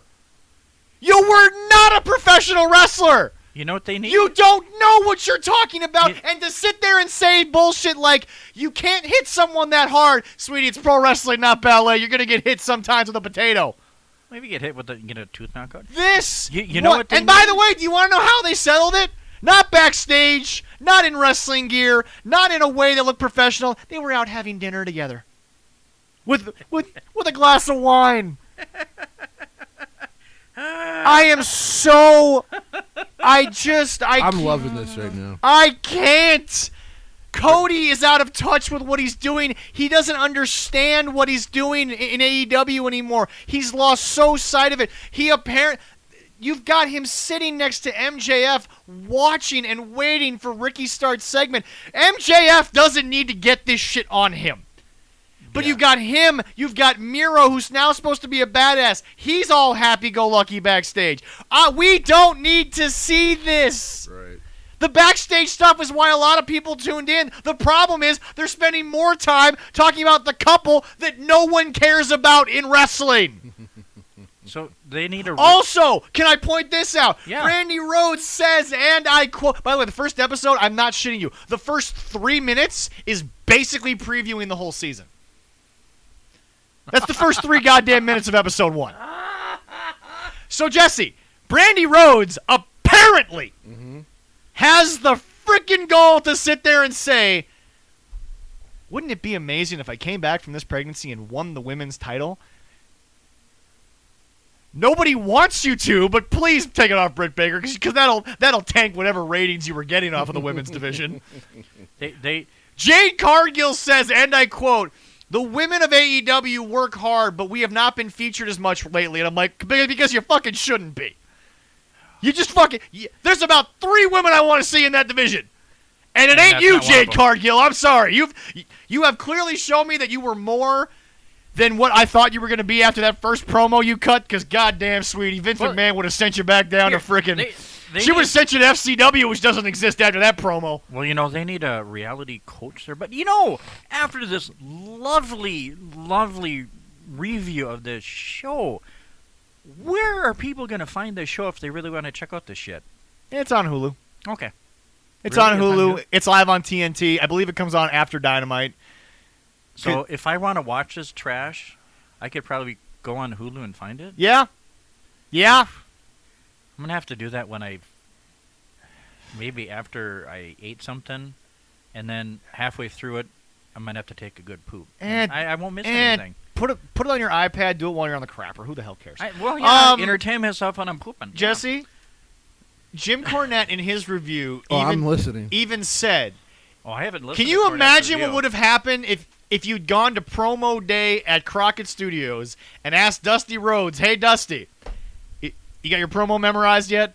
What Dusty Rhodes would have said to that person. Oh, yeah. What Dusty Rhodes would have called up the Crockett offices and been like, who the fuck is this? I'm going to kick his ass. Who the fuck did you send me?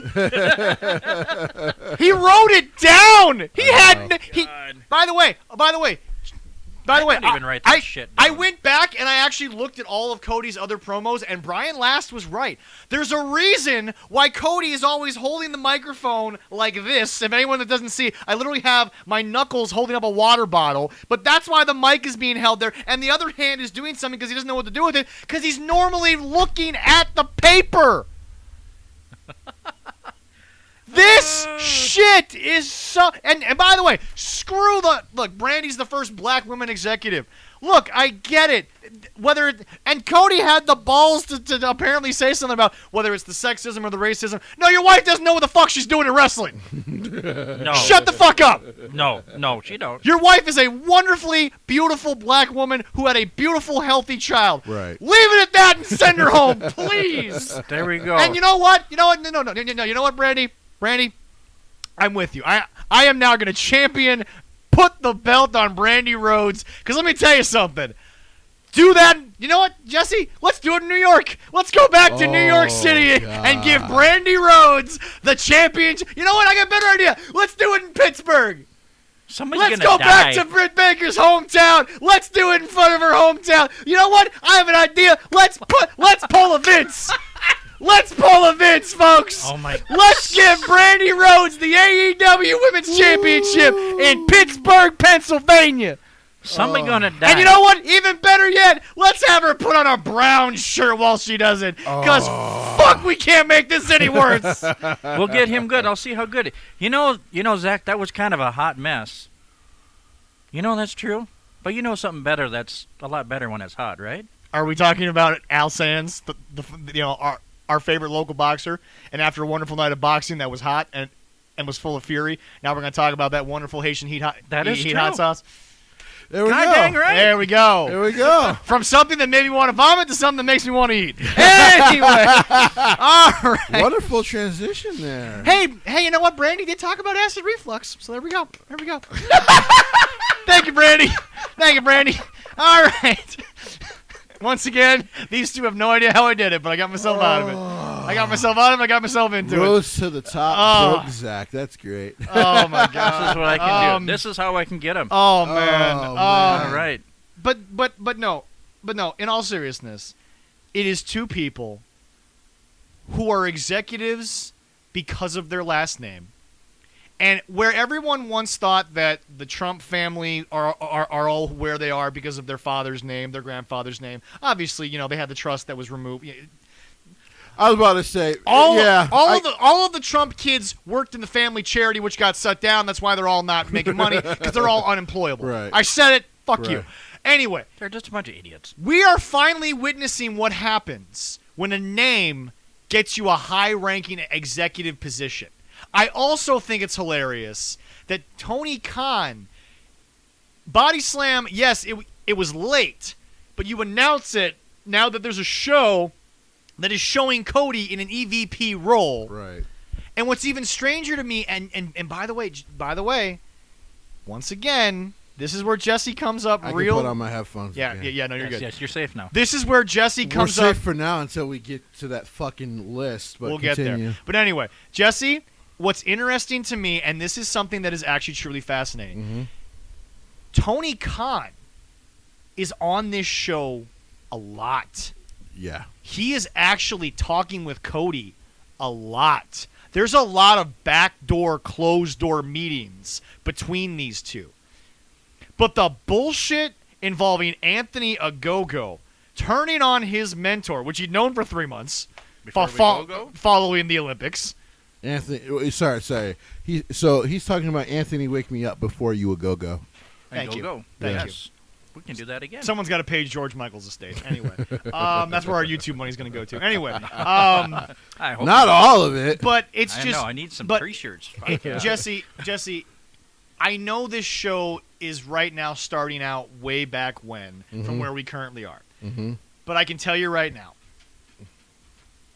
they have no idea what they're doing.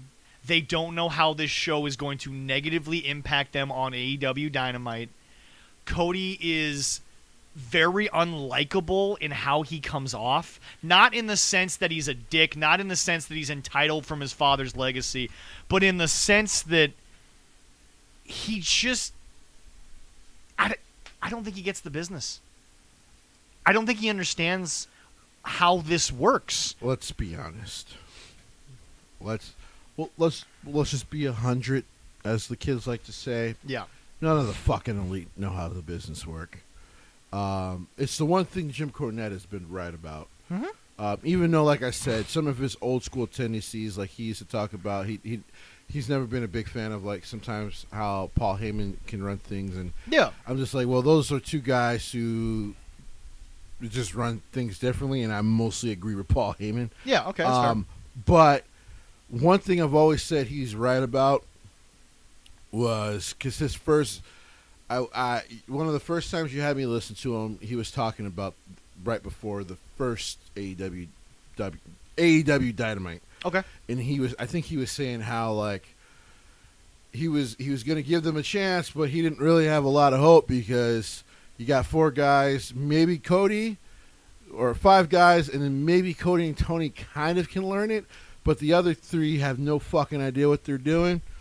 And that's just clear. None of them know. Cody Rhodes sitting there talking about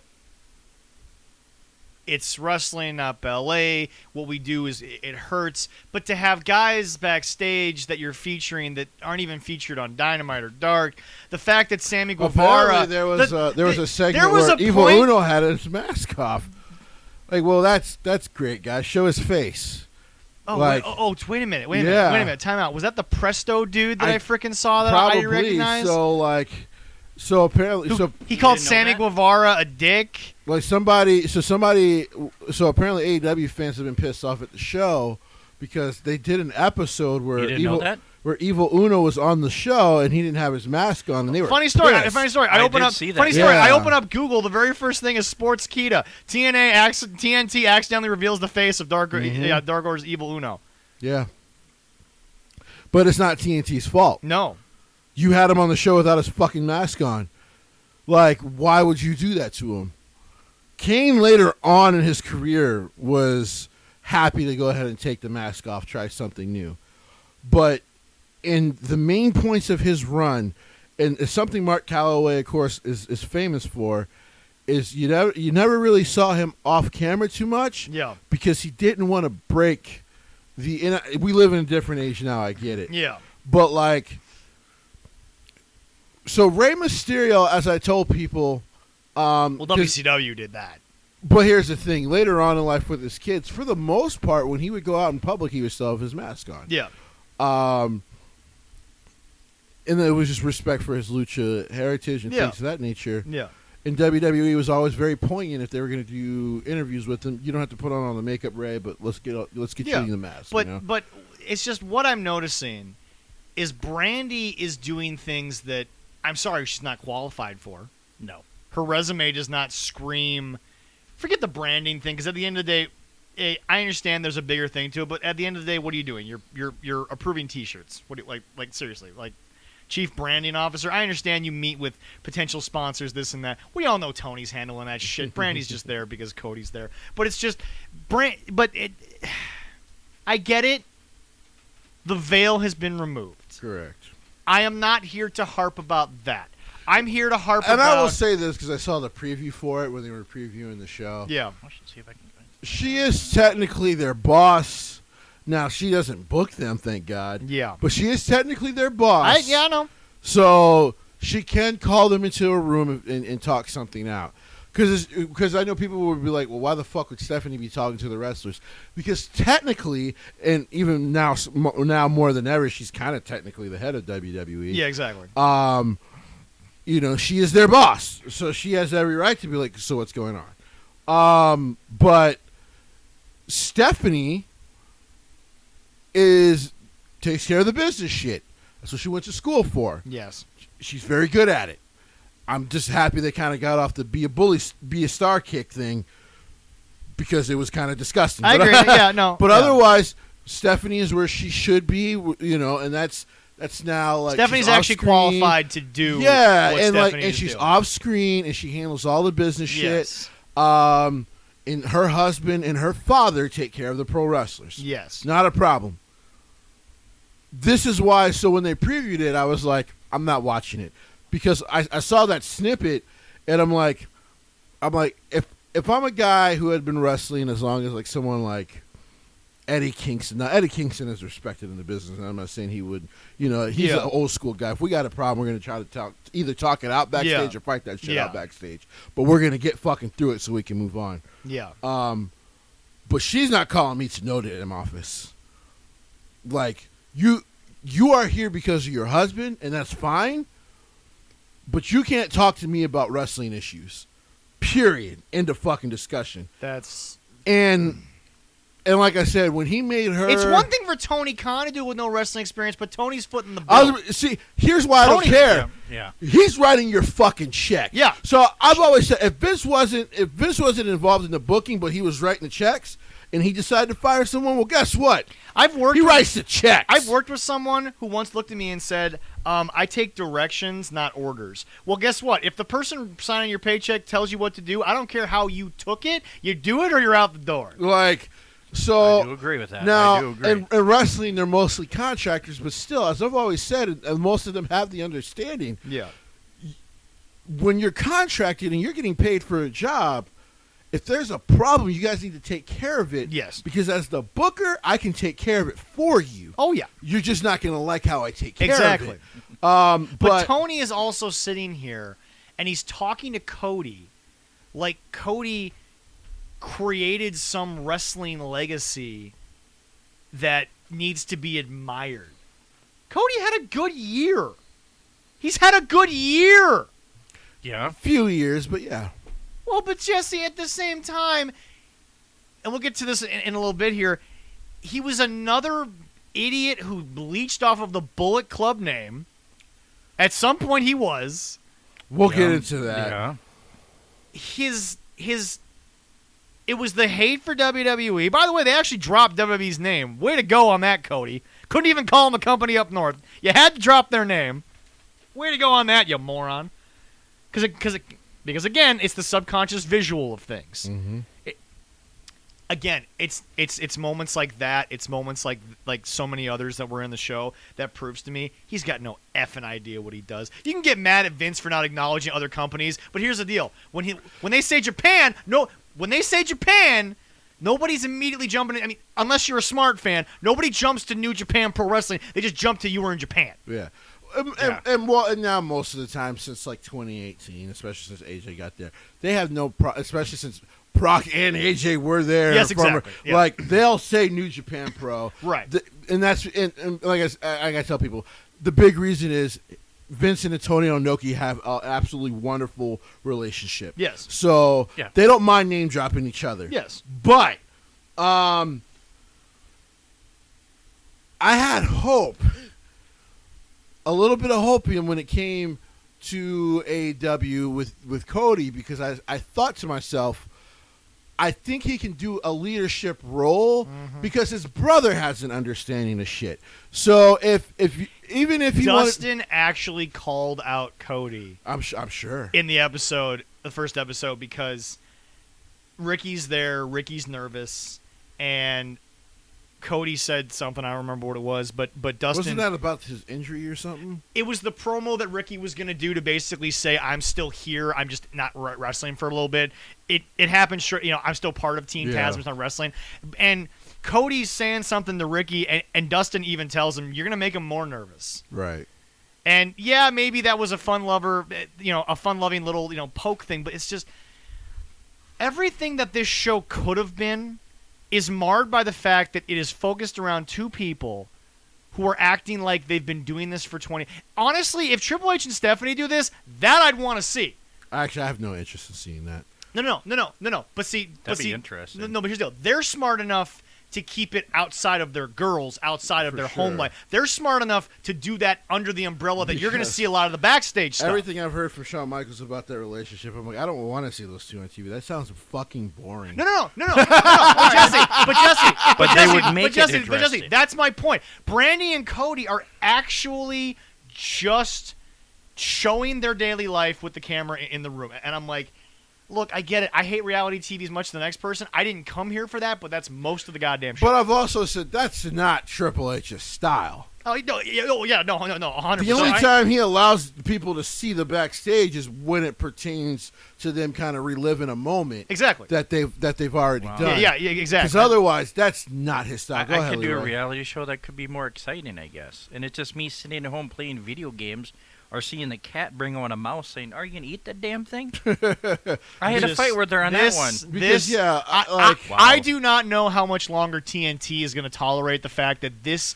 Well, they're going to let the episodes run their course. That's what they're going to do. Which is funny because remember David Hasselhoff had a reality show that after the first episode, A&E cut it. Well, that was because I think that the whole him getting drunk scandal kind of started to get out of control. They're like, yeah, fuck this. We're not going through this. Yeah, pretty much. But I have to have Hulu Live to watch that. Thank God I don't have that. No, you don't. Yeah. No, you lucky. don't. No, you can literally watch it on the TNT app or Hulu app. By the way, I looked for Hulu. I can't. I have it live. Leroy. I can YouTube it and look for it if I want Roads to the Top. They're saving the episodes like they do other shows. Yeah. You can watch the episodes on YouTube. I don't know about. I don't even think YouTube wants to be associated with that with this crap. But somebody anyway. will put it on there. I don't know if no one will put it on there because they will fucking watch it. And they're associated with Logan Paul.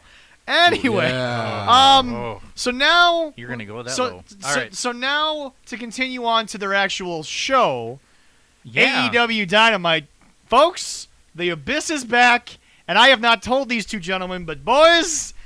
Guess who has been thrown into the Spot Monkey Abyss, and it only took 3 weeks? Adam Cole, baby. Adam Cole is now officially nothing.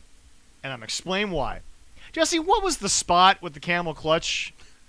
Oh, God, I saw that. What was that? What the? Was that a PWG thing? Yeah. Oh, my. That was... But it only... Well, that no, was dumb. So he's done that... He's done that in ROH as a heel. Yeah. But it made match story sense. Mm-hmm. Yeah, here, I was like, I don't get it. I showed it to Allison, and Allison, unprompted, actually quoted Jim Cornette, which she's never listened to the podcast, but she quoted Jim Cornette.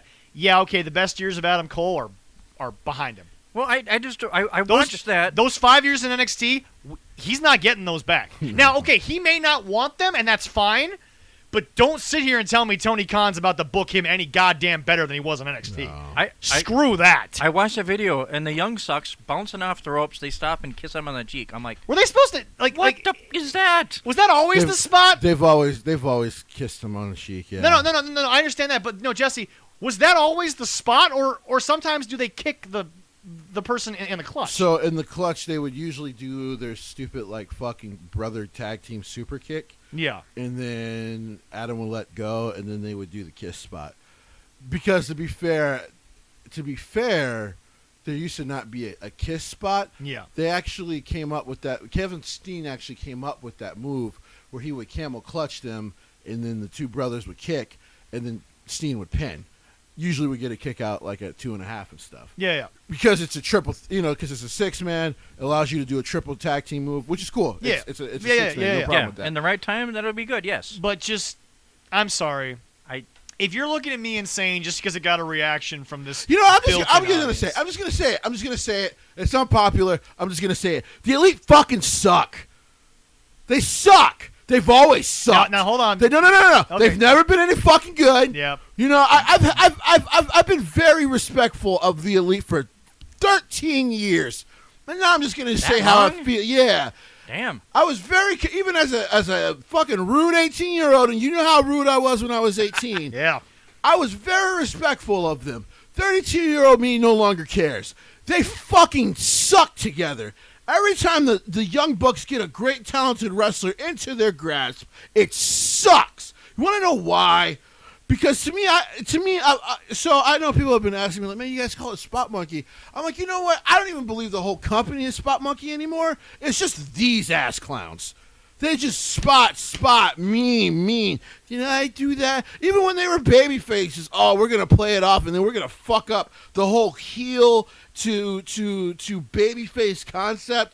Like, Jim Cornette is too goddamn nice to these boys. Period. The Hardly Boys. As a matter of fact, I want the you. Hardly Boys. The Hardly Boys. Oh Yes. The hour and 40 minutes. it. I'm going to fucking tweet him this podcast. You are too nice to them.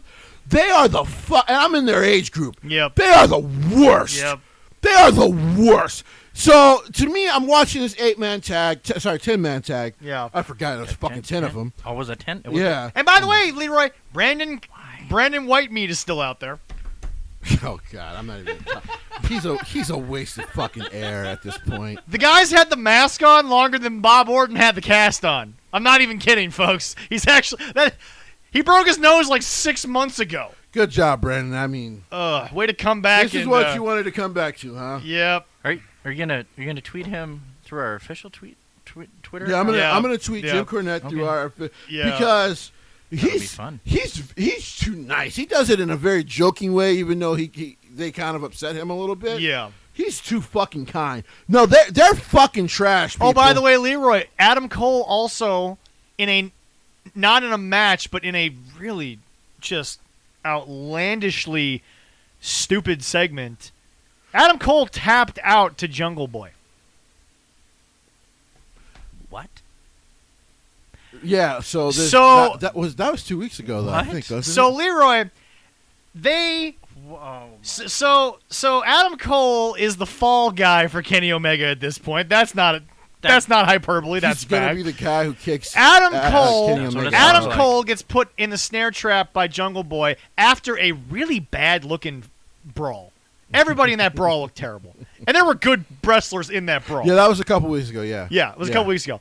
Anyway, so Adam Cole gets in there, gets put in the snare trap. It's the bait to get Omega to come back in the ring because Danielson's also in the ring. Kenny does it! Kenny actually does it! He goes in the ring because I guarantee the elite morons backstage were like, this'll sell us. This'll sell people. And then Kenny gets put in a submission hold by Bryan Danielson, and then him and Cole tap out simultaneously. So now, one's the AEW World Champion working with the greatest technical wrestler of maybe any generation. Yes, that's true. Yes, And the other one is Adam Cole, who is not a champion, has only been there for 3. He's a stooge now. Yeah. Well, Fuck all of you AEW people. I don't care if they're friends of ours. I don't care who the fuck you are. This is not a better version of Adam Cole. Adam Cole made a bad decision. I'll fucking say it. I don't know what the hell you were thinking that Vince was going to do anything worse to you than what they've done. And don't give me this shit about, he's happier. Fuck that. The on-screen visual, if you look at it from a real fucking perspective, and you take out your hatred of Vince, and you remove the hopamine, this is garbage. This is shit.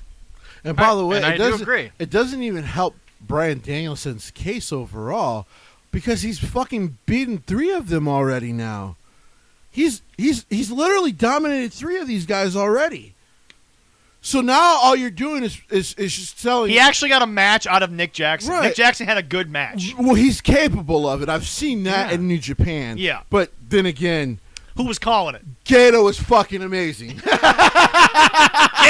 the way, folks. By the way, I know that Magic Magazine just recently named Chris Angel the greatest magician of all time. Gato might need to be put. I'm in about to that. say he should be number 2. Gato should be right behind for making the Hartley boys. Apparently, Gato is just a fucking magic worker. Oh my God. Gato is Japanese Paul Heyman. Is what I have a question. Gato is. I have a question. Jesse. Can we actually name second greatest magicians him and Okada? Because Okada had to That'll do a lot work. with this. Yeah, that'll okay, work. yeah. But just Because no. Gato's pretty amazing. No, I'm but done. I'm done. I am done with anyone telling me that this is going to be any better than when he was in NXT. And I'm sorry, Vince McMahon was clearly, the proof is in the goddamn words of Adam Cole, was complimentary. Yeah. He loved it. He was cool with it. Vince McMahon giving you the Intercontinental title, even at this point in your career, was not going to be as fucking bad as what you're doing right now with the Correct. Elite. There's no fucking way. Correct. I am sorry to Eric and Corey and all those guys who love All Elite Wrestling. I love you boys to death. And Eric, feel better, man, because I know you've been a little. Yeah, I hope under the you weather. feel better, But brother. here's the feeling better. He said but here's the freaking deal. No, I am not going to. I'm not even going to be complimentary of your goddamn feelings in this case. This is bullshit. It's bad, dude. This is shit. Adam Cole in Undisputed Era, they were not kissing him on the cheek. They were wiping the floor with the best NXT had. Correct. They were in war games and not this bullshit that we saw Right. called fucking Blood and Guts. They were in war games. And here's, like I said, the worst visual out of all this when it comes to the Elite with now Bryan Danielson a part of the mix is I get that you want Bryan to look strong, but you've made this is how I know you can't book. Swear to God, Bryan Danielson faces knock the fuck off my television. It's probably coming, Oh and my it's gonna God, piss it me might off God. on Rampage. But we have to talk about Rampage too. Danielson has dominated though not only the champion, but 2 more guys in the Elite now. But it's almost like he probably doesn't need Christian Cage and those guys because he beats the shit out of them. And I'm like, wait a minute. He only needs them because the Elite all fucking attack him from behind. Oh yeah, you need That's more it. numbers. This is why I don't watch a lot of AEW. I love wrestling, but This is not professional The The wrestling. only time CM Punk has lied to you. This is not professional. Half of this show is professional wrestling. The other half is Tony Khan cannot, and fuck your whole shit about you are the sole creator. You can't say no to these boys. he should. Though. You No, he can't. He needs to. if I see, Jesse, I Dante. hope by February you're right and Jim Cornette's booking this shit. Because then they'd be better. they killed it at Arthur Ashe, even though you lost to Raw. They killed it with the Bryan Danielson and the CM Punk debuts, and even Adam Cole wasn't egregious, but clearly could have been done better. Correct. Yes. But Jesse, I thought it was schizophrenic when you had 7 people booking it by group text. It's even worse. The Elite segments are awful. It's Attitude Era Raw. Yeah, it is. When you've got Punk and Danielson, it's Rock and Stone Cold, and I know Brian's not happy that I'm saying that because those were not his guys. I know that. But then the rest of it is the Vince Russo other 2.5 hours. Dude, seriously. That nobody fucking cares about and nobody remembers as That's being it. garbage. The time I watch AEW, Holy and it's sh- usually on YouTube on their YouTube shows, is if Dante, our boy, is on a match, I'll watch it. JDX, if he has a match, I'll watch that. That is the only reason Dante actually why will have a match next Friday against Malachi Black. That should be a lot of fun. I thought that was on Saturday. No. Is it Friday? I thought it was Saturday or Friday. Well, it'll be Rampage. It is It the actually might be 16th. Friday, but because Dynamite is live next Saturday. Yep.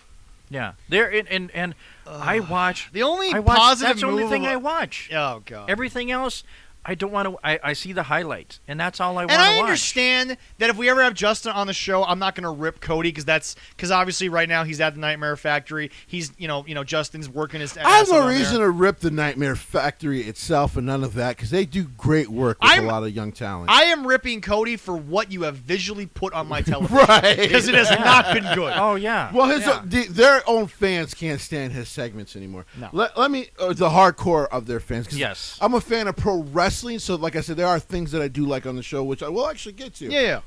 But the Elite stuff is so fucking bad.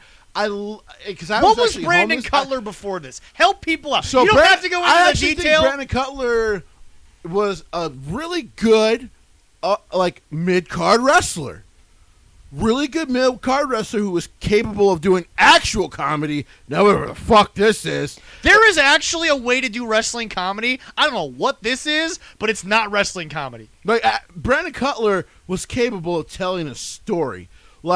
And now he's just a fucking bag boy. That's what he is. He's a bag boy. Jesse, that's insulting. He's a cold spray, bitch. He's a bitch. A cold spray bag boy bitch? I just want to know. Right. I just want to know.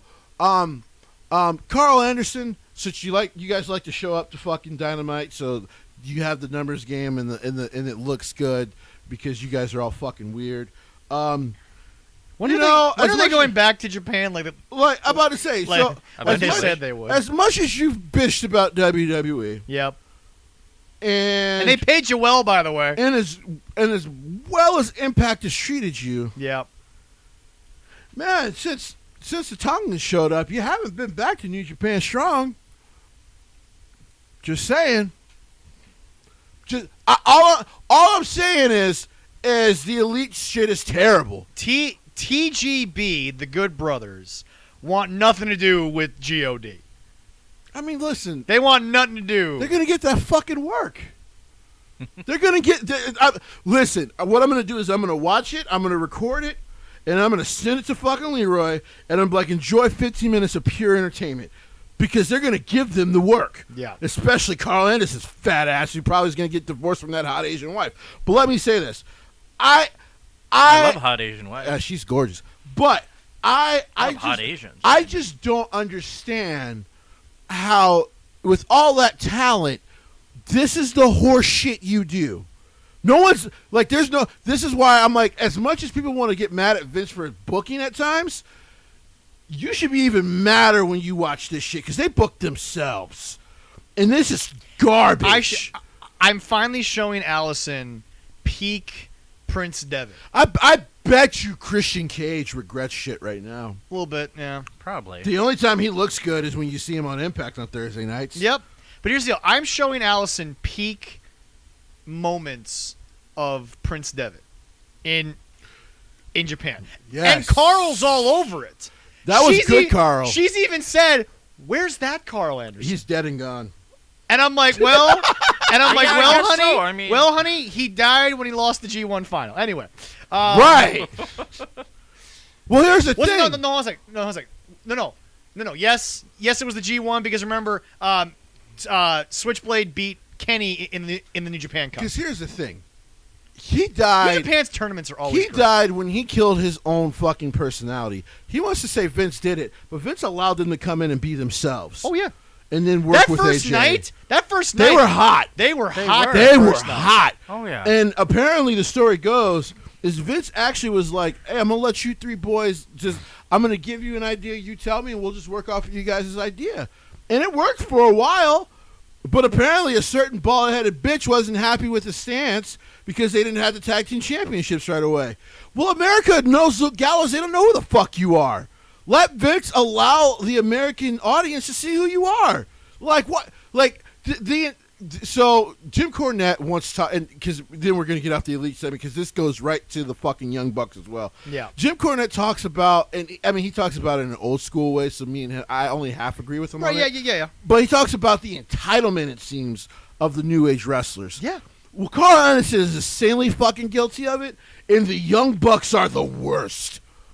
Like, as talented as they are, can I also point out when you put a great booker with them, man, in New Japan and that junior tag division, it looks so good. But you get them, now you've gotten them away from it for 3 years, and it's like, oh, okay, this is trash again. Oh, that's right, Jim Cornette worked with these boys in Ring of Honor, which is why it worked. Funny how that works! Also, people, you can't tell me that this is great over shit. You can't. And by the way, No. more people are buying in exactly what I've been saying. Kenny Omega looks like the worst world heavyweight champion in a company. He is. He just is. He got embarrassed by Bryan Danielson. Yes, he did. 10 ways to Sunday. He's been. It was a great match, but he clearly looked outclassed. He's been made to look like a fool because he got in the ring when it's like, dude, Bryan Danielson, if you give him a big toe, is going to find a way to put the label lock on you. No shit. It's like people don't realize RVD could have kicked you in the face from any position. RVD was that good. Yeah. He still is. Yeah, he is. He seems to be the ageless wonder. But I just and by the way, what just makes no sense to me is why Cameron Grimes. Oh wait, no, I'm sorry, LA Knight. Oh no, wait, I'm sorry, Happy Corbin. Why they're now on Dynamite? Oh wait, no, that's Leo Rush, who apparently now made money. That's his. Yeah. That's his shit. He comes back and he just is like, I'm making so by the way, Jesse, it's probably poking fun at the fact that he had no money in WWE because he wouldn't stop spending it. So you know what? No. Before we get to the good shit of AEW, because yes, it's there. Yeah. I hate to say it, folks. A certain Mr. Brooks made a comment a couple of months ago about how a certain, and I will acknowledge him as my tribal chief upon the island of relevancy, could not move.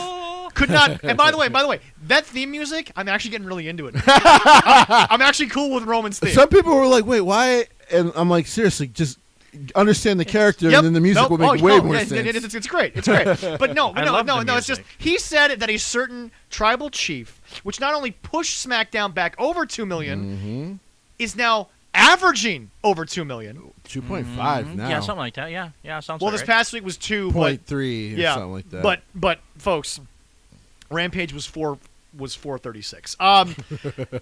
Mr. Brooks said that Roman Reigns couldn't move the needle. Phil, you got lucky one goddamn time because we didn't see you for 8 years, and now Mr. I'm back full time can't even. I forgot he said that. Yeah, he did. Yeah, Mr. I'm back full time and doesn't realize that, you know what? The guy that everyone gives shit to, Brock, knows how to make his goddamn money and keep his shit relevant. Now you're trying to do all this shit. Now you're trying to wrestle 4 different people every week. Bro, you are now moving the needle. You're correct. In the opposite fucking direction. By the way, that's an insane comment. Roman Reigns doesn't move the needle. Roman Reigns, who reinvented himself in such a way. He is the most over guy in wrestling. People boo this man, even though we want to cheer the fact that he is now a god. It's like a fucking mob boss nowadays. We want to cheer him. He is. I mean, oh my god. He had a good mix of cheers and boos on Friday. Yes. It's Philly. But he doesn't. Philly boy. Yeah. You don't know, bro. No, he don't. Nah, bro. You wrestled. Hey, Phil, you couldn't get, dude. I hate to say it, but CM Punk is mostly Rampage than he is Dynamite. But you want to know what's fucking sad? Rampage is actually losing to NXT 2.0. I'm about to say it did this week. NXT 2.0 is now going against the real show it should have gone against from the beginning, which is the C show. It's going against the show they care about the least. It's going against Rampage. Should have been against Dark, but obviously Dark was on YouTube. Right. But it's just Jesse. We always said you're competing against Vince's C show with your top show, and you're barely beating it. Okay? But that's because you can't touch SmackDown. But I digress. What did I say? I'm like, dude, don't tell me that they beat Raw. Let me know when they beat SmackDown. But Jesse, NXT 2.0, which, like you said, people need time to get into. Yeah. It's beating Rampage to a pulp. It's annihilating what is essentially the middle hour of Raw, third hour of Dynamite. And I'm weird, but I liked it from the start. I'm old school. I mean, that's my fault, I guess. But no, NXT? No, Punk, 2.0. CM, Cash Money, because that's what CM used to stand for. Bro. Is that what he said? And then he was like, because I know he once said it was Chick Magnet Punk. It's been both. I don't give a shit. But he's married, so he ain't Chip Magnet anymore. That's fair. But no. It's just, look, Phil. No, he's getting old. Phil, if you're gonna go at, and I'm not gonna say the King. I'm gonna keep this in kayfabe. If you're gonna go after the Chief, you best not miss. Well, he missed. He didn't miss. He's not on the island. Like, He tried to get to the island, and he realized he's on the wrong side of the world. Just went, No, he's not. He ended up no. he's not. He ended up on the small island at the beginning of SpongeBob. He just shot his shot and went, ew. Nickelodeon does better ratings with SpongeBob episodes than Rampage. But no. Probably. Philly boy, Phil, you came back. I watched. You deserved everything that you got. The promo was amazing. Was amazing. But bro, then Do something. you fell into the same trap that freaking Happy Feet Beta over here's been falling into. And you freaking are taking shots at the people that you shouldn't be talking shit about.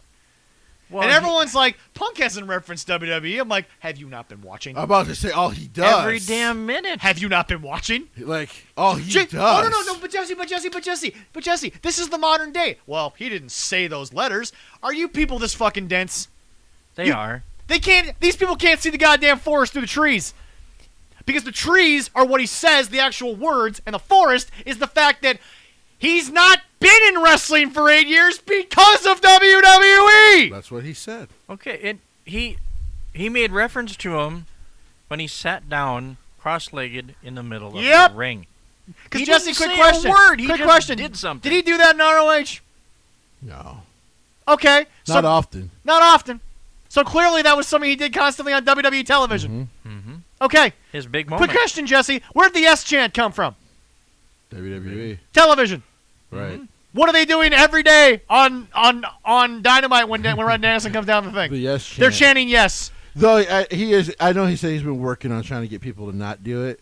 That ain't gonna Good happen. fucking luck. That ain't gonna These happen. people are as much WWE marks as they are Yes, fucking they are. AEW marks. Yes, No, they are. fuck this shit. No. But here's the deal. You're taking shots at someone who is looking so far down at you, you are a fucking peanut. And you're CM Punk. Right.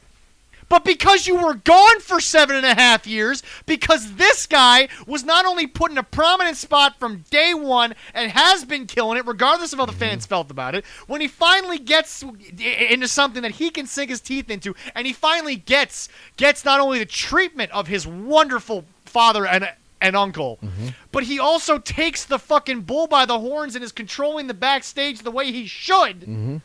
Now you want to take a shot at this guy? Fucking miss me with that shit. Yeah, I don't know. I swear to God, no. Okay, Rampage going up against WWE for a half hour. hour. WWE said it's going to be commercial free, so there's going to be no channel changing, and I guarantee you, fucking book it. Vince is going to save something for that half hour. You fucking know it. well, I believe that they said the main event is Becky. The Boss Against the Man is the main event. On And top of the fact that probably and- Brock will probably be at the 9 o'clock hour. and they're saying Brock Yeah. Lesnar is going to be on. Yep. So you're not going to win, probably. No. And the Tribal Chief would be there. Duh. They're Okay, fucked. here's the deal. They're Here's the deal. fucked. Here's the deal. Don't matter. If I'm wrong, congratulations. It's that built-in audience that halves itself on Friday nights because most of them have to get showers for their Saturday job. But anyway, True. motherfuckers, I would be surprised if you get 200,000 in that hour. I swear to, or that half hour. When does that break? Well, will we have the breakdown for that Sunday afterwards or no? Probably will, yeah. Probably Yeah, will. they'll Okay. have the numbers. We, on we the will next day. definitely Oh, yeah. have to get the breakdown. But no. It's Dynamite just, should do well, though, because it's not actually that. oh, that's by the right, way. That's right. Oh, by the way. Yes. Their 2-year anniversary show lost to Raw in not only total ratings, But the but the 18. demo. Yep. Fuck you guys. Fuck your shit. You are wrong about this. I don't care if this gets demonetized when it goes up on YouTube. You freaking told me that, hey, they need time. Well, I gave you 2 years, and you're losing to the B show. I don't think- Monday Night Raw on an off night because of the draft kicked your ass in everything. I'll just You put a always thing okay. Hold on a sec. that's Hold not on a meant sec. for kids on this one. Hold on a Right, sec. right, When right, Raw right, when right. Raw beats you in total viewers, what did you tell me? It's a bunch of 60-year-olds watching Raw, but 18 to 49 are watching Dynamite. We're kicking them by 17+%. That was your fucking quote. But now we're 2 years in. Raw is getting better. Raw is consistent over 1,000,003. and you can't even gain a 1.1 million on your 2-year anniversary show, which, by the way, Jesse, it was the first time that they booked a huge Dynamite, and it didn't do 1.2. Yeah, that's true. The fuck are you trying to get me? You lost I the don't demo. know. You lost. By the way, Jesse, the demo went down 17.55% Yeah. on your freaking anniversary show. And how long till TBS? January 1st? Yep. January 5th, I think. January is the first, 5th, technically. which by the way, No. We're not doing it January 5th. God damn it. Which by the way, That's folks. my birthday. Which by the way, Hell folks, no. I hate to say it, January you're not going to 5th. do ratings because everyone's going to be sleeping because they're going to stay up and watch fucking Wrestle Kingdom. Sorry, so so the 1st of January this year I think is on a Sunday. So it'll be the 4th. So it'll be a Wednesday, but it'll be Don't be it on my birthday, because I'm going to have a very bad birthday. Yeah, so it'll be the 4th. Oh, good, because it's not my birthday. Nope. January 5th is the first. January 5th. okay. It's Damn the first you. Wednesday. No, I have to. No, don't That say means that. that means the 1st is a Saturday then. Yep. But no. Seriously. Nope. Sorry, guys. Nope. You. Here's the thing. If you held the demo over me, you were grasping at straws. If you held the total rating over me and they got the demo, now I'm grasping at straws. You can't even grasp your own straws anymore. I've got everything in my camp. Your 2-year anniversary show. You even freaking basically dropped nothing but hints but spoilers that Adam Page was the Joker. And by the way, I'm so sick and goddamn tired of the bad wrestling comedy, even with Adam Page. It's like the graphic comes up, finally showed up to work. We all knew why he was gone. We all knew why he wasn't there. He was on fucking paternity leave. Right. I might drink on my birthday for that. Jesus. But Jesse, help me out here. Talk to the people who are on these message boards. They've got nothing anymore. Their 2-year anniversary show lost to a Raw that was half cared about. I'll just do what I always do. We understand this, but the rest of them have to. So you said there were some good things this week. And I guess I'll get to that here in a second, but We have to answer this first. I'll just say this. We have to answer. I'll this just say this. I believe the first time you boys had me on, I said the moment that Raw becomes more consistent, that's when they're going to realize how much ground they need to walk up before they keep taking shots at WWE. Okay. Because I remember that actually. Yeah. Because I've always said the issue with Raw that you used to always have, and I still watch it religiously since I got back into it like 2015 or something. Yep. Is that at times there's just long spells where it's just fucking boring. Yep. And it's just like I 3 agree. hours. Dude, I could have took a shit for 3 hours. Yep. But That's a hell of a shit. that's a hell of a shit, but it would have been better than Raw. And not in a holiday bathroom. But I always said Raw's ratings. Speedway. Right. Either way. But Raw will always do better numbers because people know what it is. It has a built-in history. And by the way, you can't use it as an excuse that they have a built-in audience. That doesn't mean anything because the results are there. I said a built-in history. So that means you have an opportunity to compete and say you're doing something new that Vince is not doing. I agree. And you still can't fucking beat him. Nope. So Not starting consistently. the week of October 4th, Raw is getting better. Because here's the thing. The reason WCW it became a war, technically it really wasn't, to be fair. It's just they shouldn't have never hired Vince Russo and let Hulk Hogan run wild. Yeah. Brother. Is that Bischoff was whooping his ass every Monday in the ratings. Yep. Like, it wasn't that they were just winning. They were winning by millions of fucking viewers every week. Oh, yeah. Yep. And so... And actually, Nitro was more consistent overall than Raw was. Yes. It's just It's just that Vince Russo stumbled over the two greatest stars in the history of the business in their prime at the same time. And then one of the first big mistakes that WCW made to lose the war overall was you decided to, because Raw used to be taped, you decided to spoil their main event. Yo, Shivani, that was you. Right. Shivani. Yep. Right. Tony. Right. Like Mr. Shivani. You decided Table to for spoil, one, sir. You decided Dumbass. to spoil this shit, not realizing, oh, yeah, that's right. Mick Foley's insanely fucking popular, and we let him go too. Like, and then you lost the fucking war.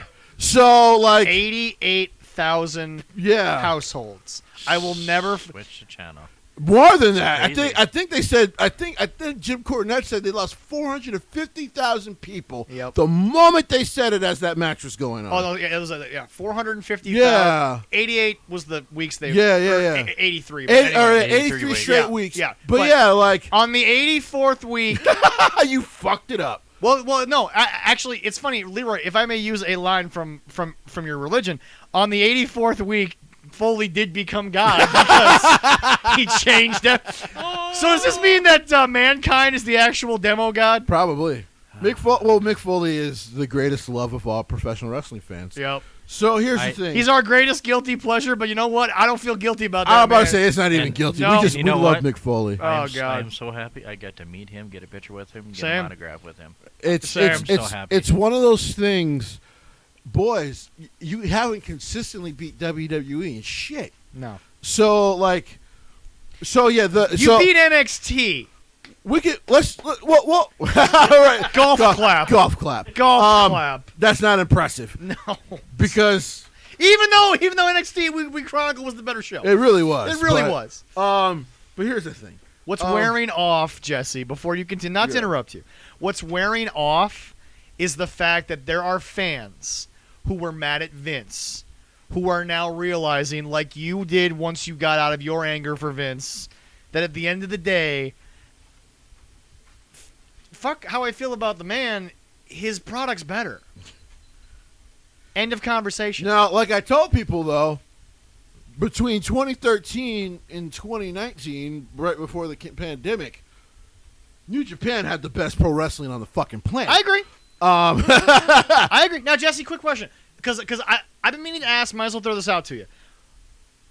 Were they already about to fall into one of their usual lulls, or do you think that it was COVID? I really think it was COVID. So I've always believed had the pandemic not happened, that New Japan Strong actually would have taken off much sooner. Okay. Because they were starting to finally fire on all cylinders. Those of you wondering, beeping in the background, Leroy's got to get dinner started. Right. But damn, football season always puts us behind. Of course.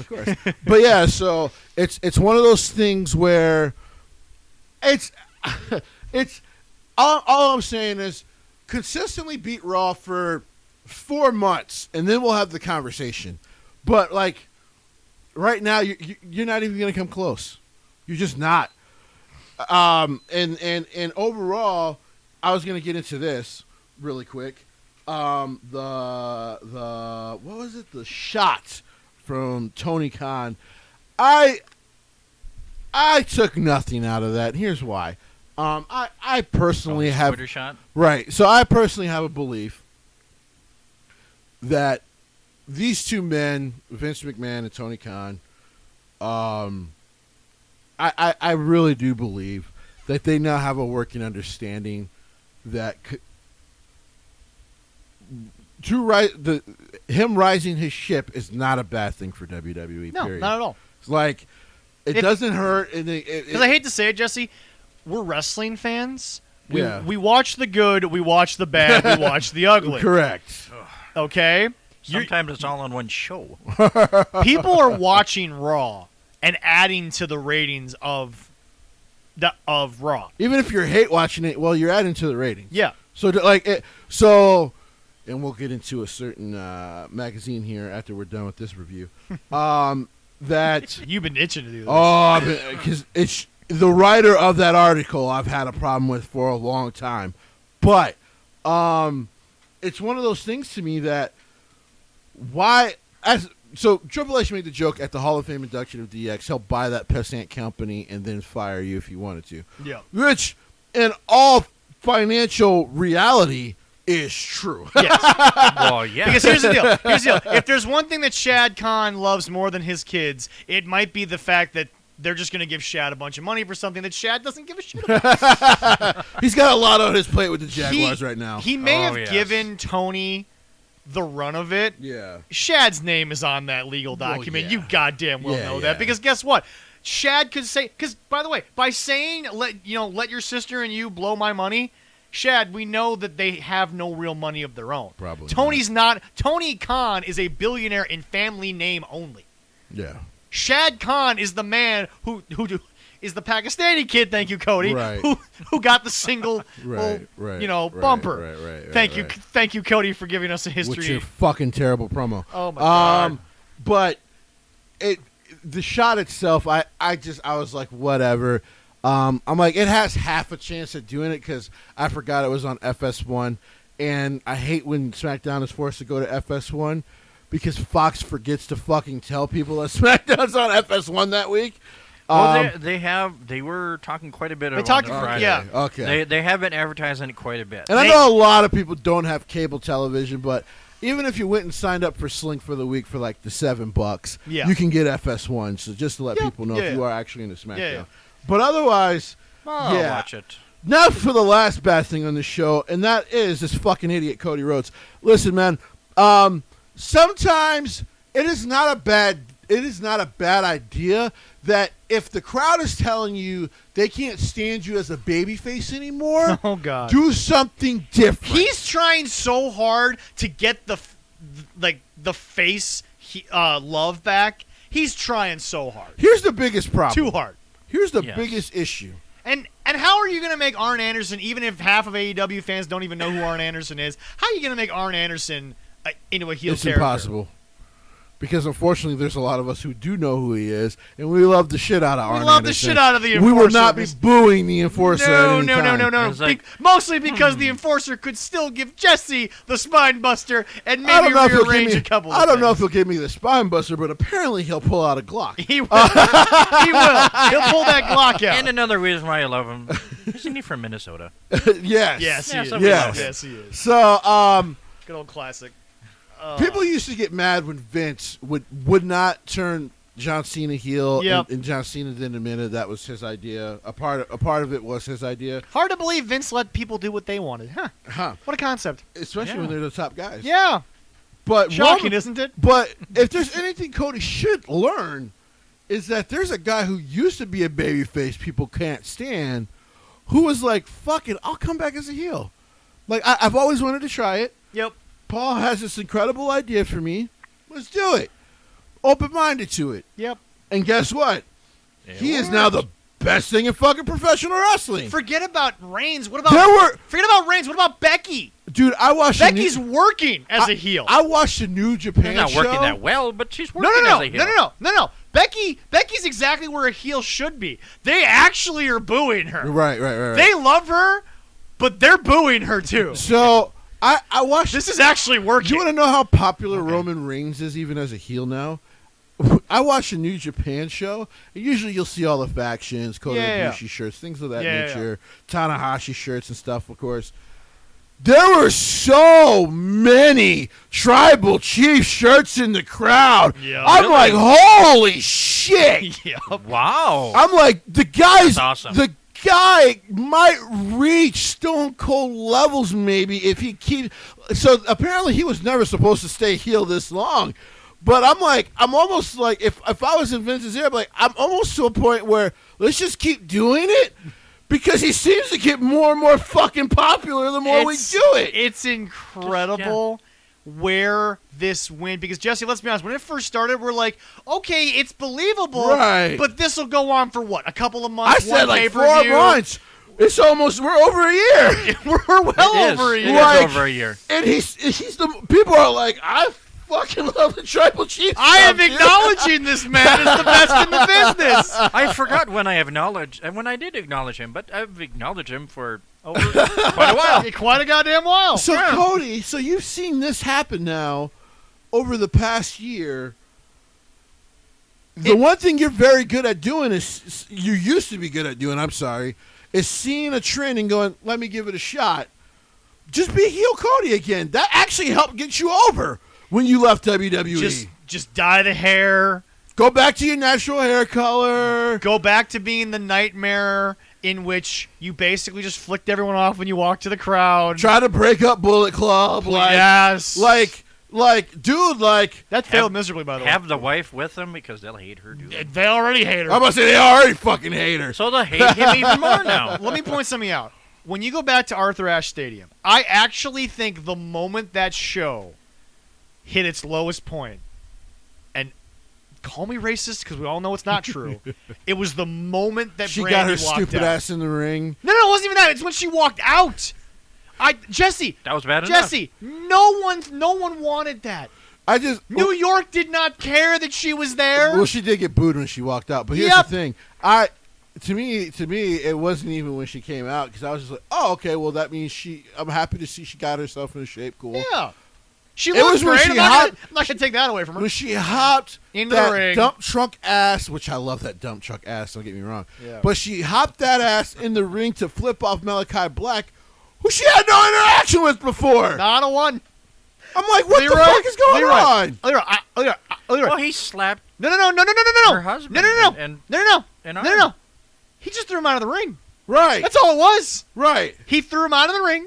Cody's over there with Arn doing that weird coach shit. Malachi and then sits. Malachi sits, faces the hard camera in the, if you're looking at the hard camera, Right. the bottom left-hand Yep, corner. yep. And for some reason, and I watched it live because I watched that whole show. Yeah. No one can tell me I didn't. I sat there. Allison was at work, so I was able to. Right. Because she hates Dynamite. I sat don't there blame her. and I said to myself, wait a second. Time out. Wait, hold on.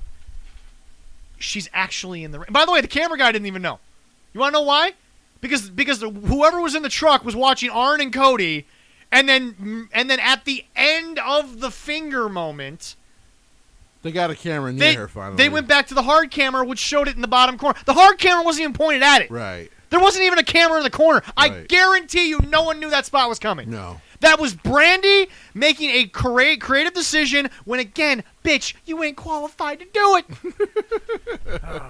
You Yep, ain't she don't know qualified to shit. do this. So this week, she don't know shit. The good stuff. Arn is trying to get the point across that Cody needs to fucking be darker. Yes. Be better. Yes.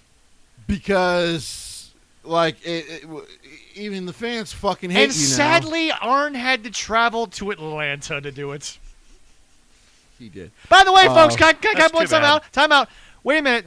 Hold on. Hold on. An on-air talent travels to another on-air talent's home of residence. Oh, God, did that? Hold on a sec. Oh, Jesse, wait a minute. Jesse. I think that Didn't this- happened. Didn't about 5 days before that, didn't another wrestler sort of make his way? One made his way to North Carolina.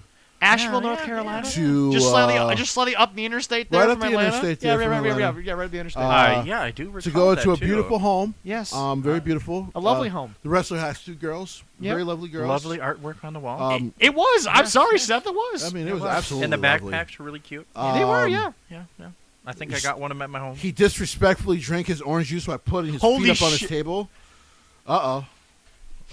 Asheville, North Carolina to Atlanta, Georgia is only 3.5 hours. Yeah. That's so, what's even funnier about this. so shit. literally, Yeah. So literally, a trip to the cities with a couple of stops along the way. Correct. And you're in Asheville, North Carolina, Correct. for Atlanta, Georgia. Oh my God. So Wow. Seth Rollins decided to disrespect Edge.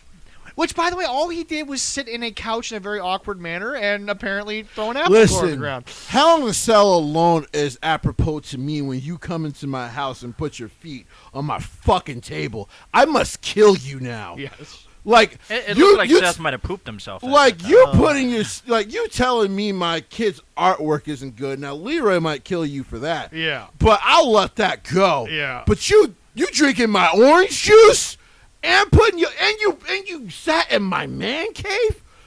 I gotta get you in Hell in a Cell. Yeah. Dude, I gotta fuck you up. He went in the Yeah. man cave. You say my artwork. Hey, it's a 6-year-old little girl. They don't care. It's not going to be that great. Right, they don't But- care. But I love it because it's from Right, her heart. right. Hell, Edge even worked hard to do what AEW can't do and get FTR over. Anyway, Oh my God. I digress on that But statement. hurry. Oh my God. Who would be Which, worse? by the way, it was conveniently pulled out of the video promo package. Yeah. Was- Yeah. Which I thought was even Here's a funnier. question: Yeah. Who would you not ride to meet in a dark alley? Arn Anderson or Chuck Norris? Probably Arn Anderson. Probably Arn Anderson could be, because you know what? Chuck Norris is going to hurt me. Arn Anderson is apparently going to pull out a Glock on me after he spine busts me. I don't want to start my rant on Chuck Norris ever again. We don't. He's going to show up, and I don't like that. No, we don't need that. I feel certain ways about that man, and they're all bad. Yeah, we say his name too many times, he may appear. Anyway. Because Because apparently the internet said Cody too many times and he ended up in Vegas. But you know. All I'm saying is, Cody, it is not a bad idea to just do something different. Yep. But he's not going to do that. Nope. No. And he's still going to get booed. Yep. To the good.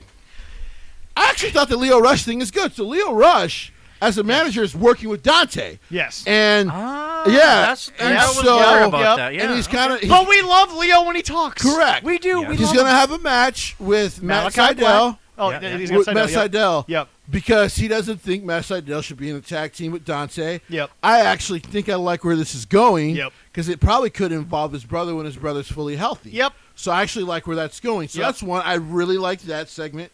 Dante's a great worker. Yeah. Oh my God. Malachi Black versus Dante Martin is going to be an excellent match I because think it'll be Dante in the wonderful, ring, yes. even for how young he is very, very, very good. I will be definitely looking By the that way, up on YouTube. by the way, Oh, yeah. by the way, Definitely. Mr. Tony Khan. That'll be on Rampage and no Yeah. one will see it. Yeah. Because people will be watching SmackDown. Yeah. Well, Mr. YouTube later, I'll get it. There Mr. you Tony go. Khan, you might want to take some advice from Mr. Jesse Stowe here, and those boys are young. They could go to NXT. Yep. They could get paid a decent amount to live in Florida. As a matter of fact, all Triple H should do is be like, "How much are you paying you? 100,000. I'll give you 200." Can I say a prayer? Is that bad if I pray for that? You pray for a lot of things, so go on. Yeah, I'm gonna pray. I'd Alright. love to see the boys in NXT. Gotta be so excited. So that was good. Yes. Okay, that's one. They introduced the TBS Championship, which once again to give them credit and give Vince some shit for because he should have did this 6 years ago. Yep. It gives them a secondary singles title for their women. Yep. No problem with it. Love it. What is the point of naming it on the channel that you're? I mean, I get it for this reason and this reason only. Vince, unfortunately for them, has the rights to a lot of title names. So doing it after the TV stations is probably about the only way they can do it. Because people, okay, all right, yeah. because people forget North 'Cause American there's title. no point to North it. American title used to be an old NWA thing. Correct. Yes. So Vince has the rights to that. He just doesn't Correct. have the rights to the 10 pounds of gold. Correct. That's basically what he has. Correct. So that's why they keep kind of doing the sub names and stuff okay, all right, because all right. they that's how- legally can't. And that's actually how call it anything else. MLW gets away with it by basically creating weight classes. Correct. Because they're able to have secondary title. And by the way, while yes, you see this as a good thing, Jesse. Yeah. You know, Why? some people over there in that AEW camp used to talk about how that WWE had a few too many championships. Boys, while yes, Jesse's correct, there's a good reason for it. It Yeah. gives the women a secondary chance. Boys, you getting a little belt heavy there. Just saying. I wouldn't be surprised if there wasn't a belt coming to Dark Elevation here soon. Well, I just don't understand why they need to do that. Why do they need a It does second allow you to women's title? feature a lot. It gives Chris Statlander an opportunity. It's almost like I will say this. It's When almost like the X Division. You know what? Honestly, It's very much going to be like the X Division because here's what it'll do. honestly, it'll allow those option young C. women. Option C. Well, it'll allow the young women that they're also working with as well. Yeah. To kind of work with their You established could maybe women. actually, I don't know, feature them on the fucking show now. You could, I don't know, feature Anna Jay and Tay Conti outside of yelling at a bunch of dudes in masks. Right. So it pretty much Ugh. is just like the TNT title that. And the TNT title is basically the. Yes, it is a complimentary championship to your World Heavyweight Championship, which makes it a mid-card title. Yep. Cody. Yep. You fucking imbecile. Anyway. Yep. But yeah, I have no problem with this. They're gonna do a tournament, which to give them credit again. Yep. Tony talks to Gato, so he actually does tournaments quite well. Yes. Very smart. Yes. That's the best part about that relationship right Do now. you guys have a prediction or? It'll be Jay Cargill. who It'll you be want Jade. to have. It'll think be- it'll be Jade Cargill? I don't want it to be her, but right now, I'm actually okay with Jade. Yeah. Because here's the deal. I was probably one of the biggest critics of Jade when she started. I know, and it was. But here's the it was deal, right. Jade. And if you ever hear this, honey, I loved watching your significant other play baseball. He was a hell of a baseball player for many years. Oh yeah. Brandon Phillips, Yeah, loved yeah, him. Loved the consistency Oh, yeah. out there in the infield. But here's the deal. You were greener than goose shit. Yes, she was. You were awful. They gave you a promo, and honey, Rock could take chicken shit, and he would make a Gordon Ramsay level chicken dish. You got chicken That's shit. true. You made more chicken shit. I don't know what the step is down from chicken shit, but you put the bird back in the embryo. That's what you did. That's how bad that was. It was awful.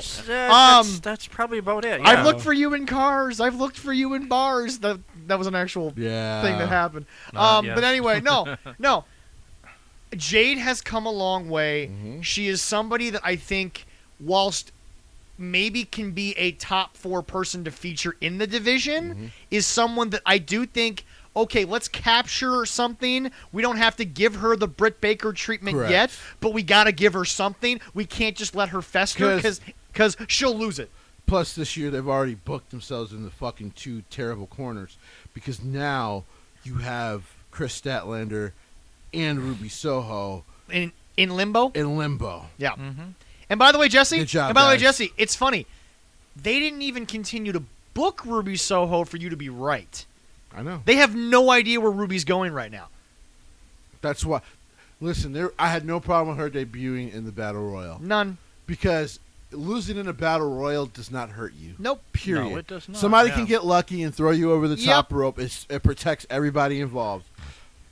But you had her win, knowing you weren't taking the fucking title off of They Britt Baker. couldn't because Britt Baker, It's hot right now. she is over like Yeah. God as a woman. Right. Which, by the way, shows WWE, all right, we whiffed. Well, you got They that waited once too in a while. long. I agree. Because I don't think they whiffed. They waited too long. Yes. And But- AEW got their shit together. But my point is this. But my point is this. You have to capitalize on Jade while the fans give a shit, and they do. yeah. They do care. She's done. And the second best thing they did was they put her with Mark Levin. Once again, Yes. managers help. Yes. Yes. But Oh, it Jade has, once again, I will say, she's proven me wrong that in a very short time, all right, make me care about you. I don't like that she's on Roads to the Top so much because she comes off very much as, I want the women's division to do this, blah, blah, blah. Sweetie, get yourself over before you get the whole division Right, over. right. But it's just, here's the deal. I just love that he's watching it, so I don't fucking have to. I don't know. I, Trust yeah, me, go trust ahead. me. I don't think I'll watch it more consistently. But my point is this: you have to capitalize on Jade, and if you don't give it to her, then you've got Soho, Statlander, and Cargill, and it's just a bad law firm in the corner that has no idea what they're doing. That does sound like a bad law firm there. Yes, it does. Well, Soho, if they Agogo, do- Solo, oh my God. Camarato. Before we go, don't- No don't- good show. Well, hopefully, if no they, more big shows. Hopefully, if they do this, is they can use the belt Oh shit. correctly. I mean, you give it to her. I don't and know you can who else elevate, you give it to. But no. What I'm saying correctly is like you give it to Watch somebody. Jade lose in the first round. I I swear. know. I But you give it whoever wins it. Chris Statlander's my only B, but even Chris needs to be in the title picture, the real title She needs picture. to be in Yes. the main event women's picture. No, she doesn't need. She doesn't need to be elevated. She has from wiped there. all the Right, green right, off right. of her. Yeah. Other than the Oh. face paint, other than Right. the face paint and Statlander tattoos. is absolutely amazing. Oh, love her. I don't know how. I just don't understand how. Like WWE tries to book themselves out of corners that they shouldn't have booked themselves into, Yeah. but most of the time it's recoverable. I know people were like, "Well, the Fiend didn't matter." I'm like, if that was the case, he wouldn't have still been one of the top selling guys, even when they let him go. Yep. Don't tell me that that he was super hurt by it because he wasn't. No. But And I'm not personally, by the way, but the Right. character-wise. Right, yeah, People yeah, still yeah, believe- exactly. People believed in him, but were mad at the booking. Right. Yeah. In this case, you can do Ruby Soho a ton of damage if she's not in the finals of this thing. Yep. Because you've already had you quote unquote protected her by having her get cheated, but she's not going to get a rematch anytime soon. No. Because they don't do that in Well, but AEW. Jesse, No. we talked on the show, and all three of us, Leroy, because I mean, you had a lot to say about that burial too, because you watched it. Yeah. We got burned on the show by a lot of people because they were like, guys, yeah, they protected her, but it's like now you're nitpicking. I'm like, no, she got buried. She got burned in that. That wasn't Ruby made a mistake because of the outside interference. That was Ruby looked bad. And if they and okay, since she's been in the company, you booked her too quick. You gave her lines that are beneath what she's capable of. WWE at least let her talk. Well, because here's the thing. They didn't write a script that was below her. When you pull Yeah. the trigger on someone that quick, the one thing WWE half the time is good at doing is going, fuck it might be too soon, but put the title on them. Yep. And it's not always smart, No. but then you're like, okay, well let's give this person the title run. If we're not digging it, we can just take the title back off of them. It's essentially you should have made a call on the fly, and you should have just told the ref, hey, because Billy Kidman's in the air. Yeah. Hey, we're not breaking the rope. Roman doesn't know it's coming, but we're gonna have the Demon win. Yeah. You should have just pulled the trigger because the crowd would have absolutely lost their ever loving shit. Because like I said, in my original thoughts on the booking, one, you can have Brock Lesnar come out. Two, You can't take on the Chief and the Beast. Exactly. You can't. Yeah. Not even And the then- Demon can do that. Because even if he takes a pin, you go, well, fuck.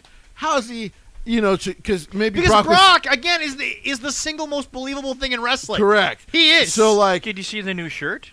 yes. yeah, it looks kind I of cool. like that shirt. So, I might like- have to get it. So you're talking about, man, he had to take on the Usos, Roman, and the Beast. That's a mountain. And then Paul's just there as a Correct. distraction. correct. So like then you And I'm then- serious, folks. I actually believe to myself that Vince should have gone to Billy and told the referee the ropes won't break. Roman's not going to know about it. Let Roman take the coup de grace and then just count 3. Right. Do Right. it. Find Because- find a way to get it to Roman that Roman, we're making the switch. We'll figure it out in post. Because here's what you could always Because they do. could have. Well, Roman, they definitely Roman's that could've. over. It could have worked. The Demon winning the title is awesome, and then maybe Finn getting cheated out the title 7 days later sucks, but doesn't hurt. Exactly. hurt at And all. No, I it agree, doesn't. Now, Yeah. no one's hurt by it. Nope. Now, Finn is even a bigger star because it's like, holy shit. Yep. Like, he actually did this. Yep. But he got cheated the next time to lose Right. the title. Right.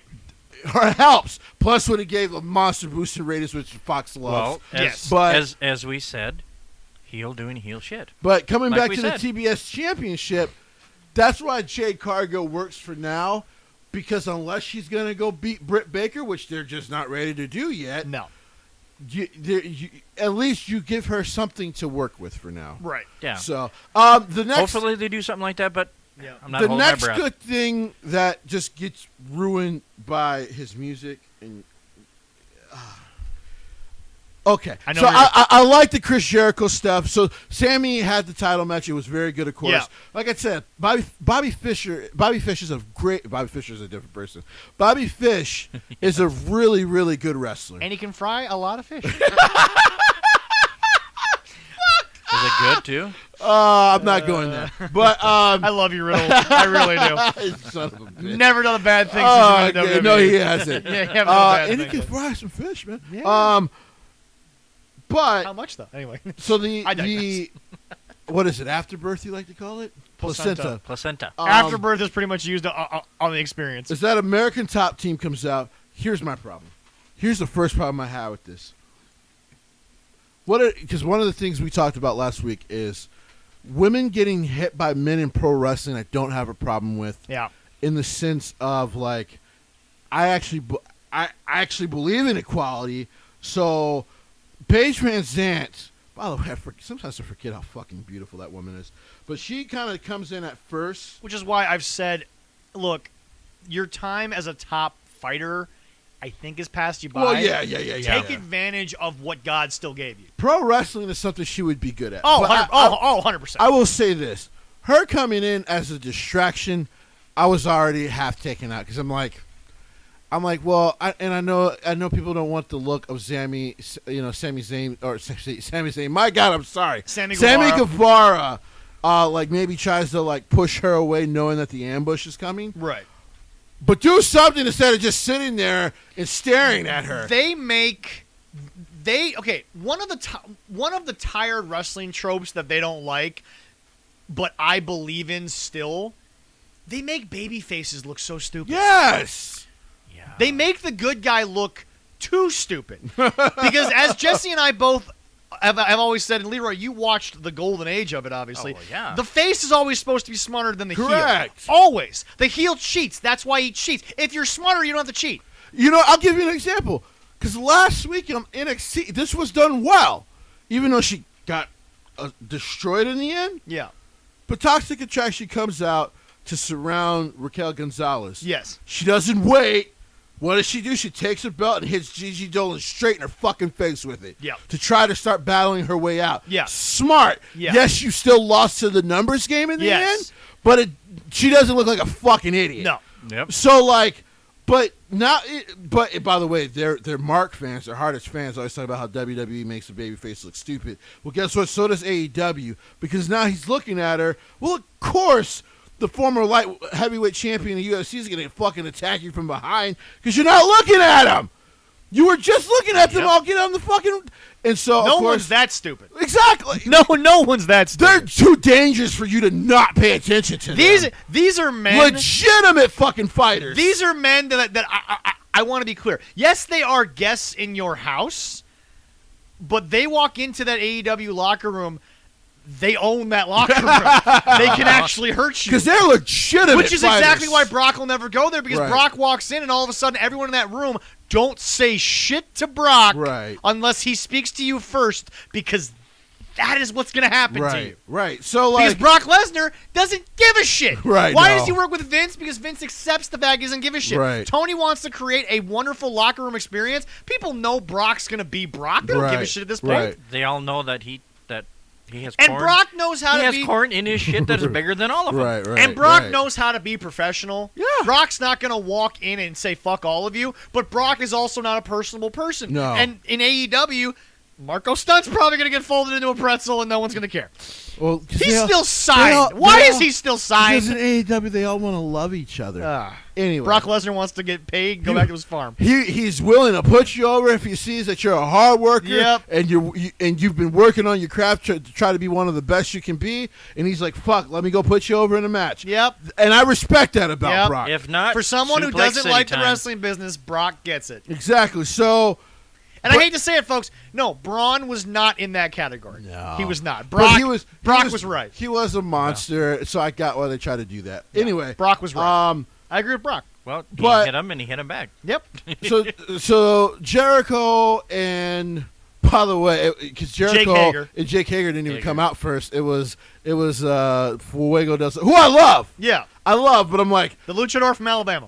really, dude, you're gonna try to come fight these UFC fighters and Scorpio Sky, who, by the way, good job, man. All that hard work, and you're just a mid carder. Good shit. He ain't even a mid-carder. Like he's lower mid card. He's like opening shows. dude. Jesse. Ethan Page is more over than Scorpio Sky. It's pathetic. But that's where you are because you decided to stay there. Just remember that. You decided to sign a fucking extension. Remember that. Yep. Anyway. Because people, for those of you who Oh, don't WWE understand, might not let him do the podcast. Bullshit. Here's the thing, folks. WWE may announce that they sign people to these long-term deals, but AEW didn't sign long-term deals because they didn't know anything. Right. Now that they have these extra years on television, they can offer shorter extensions than Vince, but they can offer extensions. Yeah. So when Jesse talks about Britt Baker was up, MJF is coming up, these people are coming up. Brian Cage will probably just let it run out and then go to WWE. Brian's going to be the first effect. Yeah, but here's the deal. He has his wife helping him. Vince with can that, offer too, a 5-year deal because he's still got 3 years on Fox, Right. and as displeased as Fox might be at times, they're still making a lot of money for Yes, you. they are. So here's the deal. And by the way, USA, Raw's keeping you up. You know it. You're not Yeah, but as angry as you are with the ratings. They're anyway. But I digress on that. But all I'm saying is $300 million gives you a lot of say at the fucking table. I agree. Yes. But that's still what's keeping USA on television. True. But anyway, no. But here's the deal. Dan Lambert, for the first couple of weeks, and you know what's funny? Because they said it on The Experience. I don't know if you heard about this. This is once again. You know what? We have no confirmation, unlike most of his bullshit. But I think that Brian Last is right. I think this is a Jericho ploy to get his comeuppance on Jim Cornette. He can't actually get Jim Cornette, but he can get Dan Lambert saying what Jim Cornette says. I would not be shocked. I actually wouldn't be shocked. I would not be shocked if this wasn't Jericho trying to get back at Jim when he knows he can't. I wouldn't be shocked. I'm not going to lie. Because at this true. point, fuck you, Tony Khan. You ain't telling Chris Jericho shit. No. You ain't. Because if you were, you wouldn't be booking this crap. Right. But no, Dan Lambert is somebody who is a name that will get you a casual audience. Right. He will piss off your current audience. Correct. Now they know him because they're very short attention span. Because they seem to forget that Britt Baker was buried. But I digress on that. Well, listen, as much as they talk about how great the wrestling matches are, they last about as much as the wrestling matches on Raw and SmackDown. Yeah. But whatever, keep Anyway, going. But The no, women's but matches, no, you mean? no. This is Chris Jericho. Now that Brian says it, the more I say it, the more I think to myself. I look back at this whole segment, not just this one night, the whole thing. Yeah. This is Chris getting back at Jim. Oh, yeah. But he can't actually get back at Jim. Yep. Because we all know Chris is going to come out of this the winner. Mm-hmm. We all know it. Mm-hmm. We don't know how. We don't want to know how because it's going to be crap. By the way, with Mazdoff there when they go to Miami, he's going to, apparently Dan Lambert's going to have him as the quote-unquote bodyguard. Yeah. And somehow, some way, Chris Jericho will get the pin. Not Jake Hager, who's a legitimate fighter. To be fair to him. Yeah. And like legitimate as fuck. Been in Bellator, yep. Oh, yeah. Undefeated. Yes. But somehow Chris Jericho is going to get the pin on one of these fighters. Yep. It's going to be amazing. And by the way, I'm going to say it because I think it's an absolute fall from grace. And I'm throwing him into the abyss. Scorpio Sky, you're a fucking moron. You should have left. It has to be said. I'm sorry. Yeah. It's not racist. No. It's not classist. No. It's nothing. It is, bro, you done fucked up. He's probably better than most of the quote-unquote main event talent there. Oh, God. And Scorpio Sky's twice as talented as the Bucks will ever hope to be. And this is what he's doing. By the way, Scorpio, I want to throw out to you, as a matter of fact, I want to throw out to you and Will Hobbs, go watch Raw. As a black wrestler, just go watch Raw. And then ask yourself, should I really fucking stay here? Dante Martin, I know you're 19, you got all the time in the world, kid. Yeah. You and your brother go. And by the way, by the way, I think it was Big E said it, that this isn't a renaissance of black wrestling because of recent black history. No, it's just guys getting their due. It's guys getting their due. Yeah. But here's the deal. Because they Here's the deserve deal. it.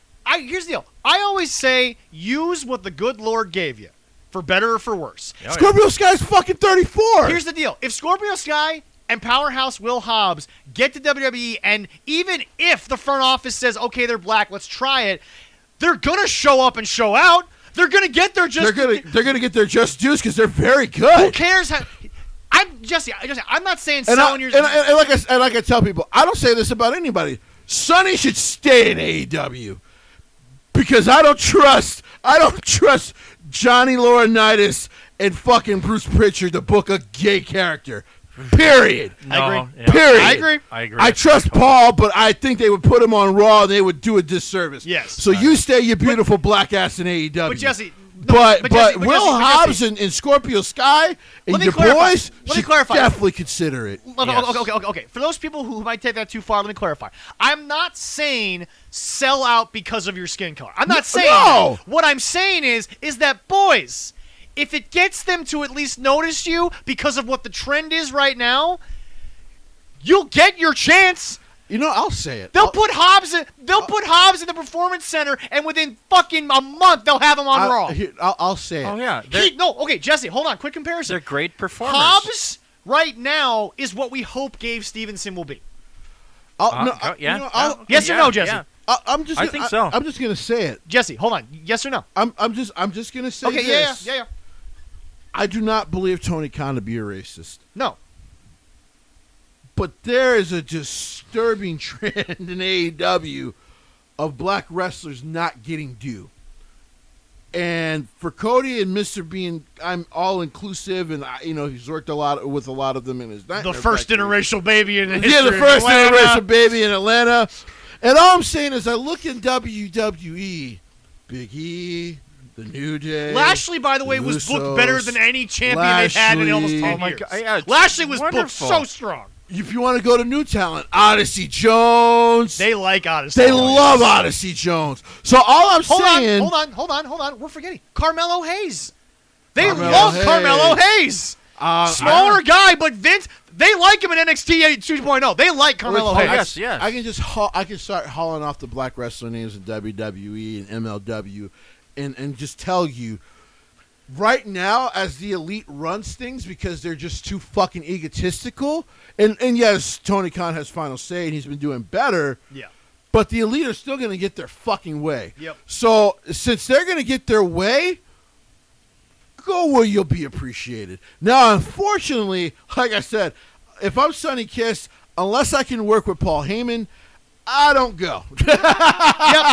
No, that would be smart. And then one of the last great things, and actually I'm going to give Rampage some compliments. Okay. And I am going to give Phil Brooks some compliments. Okay. Working with Daniel Garcia, who might be having one of the best 2 months in pro wrestling right now. I agree. It's something. Minoru Suzuki. Yep. CM Punk. Yep. Sean Moxley. Yep. Eddie Kingston. Yep. Nick Gage. Yep. I'm going to go on and on. Like the 2 months he has had yeah. and been very, very good. And Minoru, by the way, I guarantee you, is hand-picking who he works with in Yes. America right now. Yes. That man, if you look at that man and say, well, Minoru, we don't want to do that, he'll just walk out.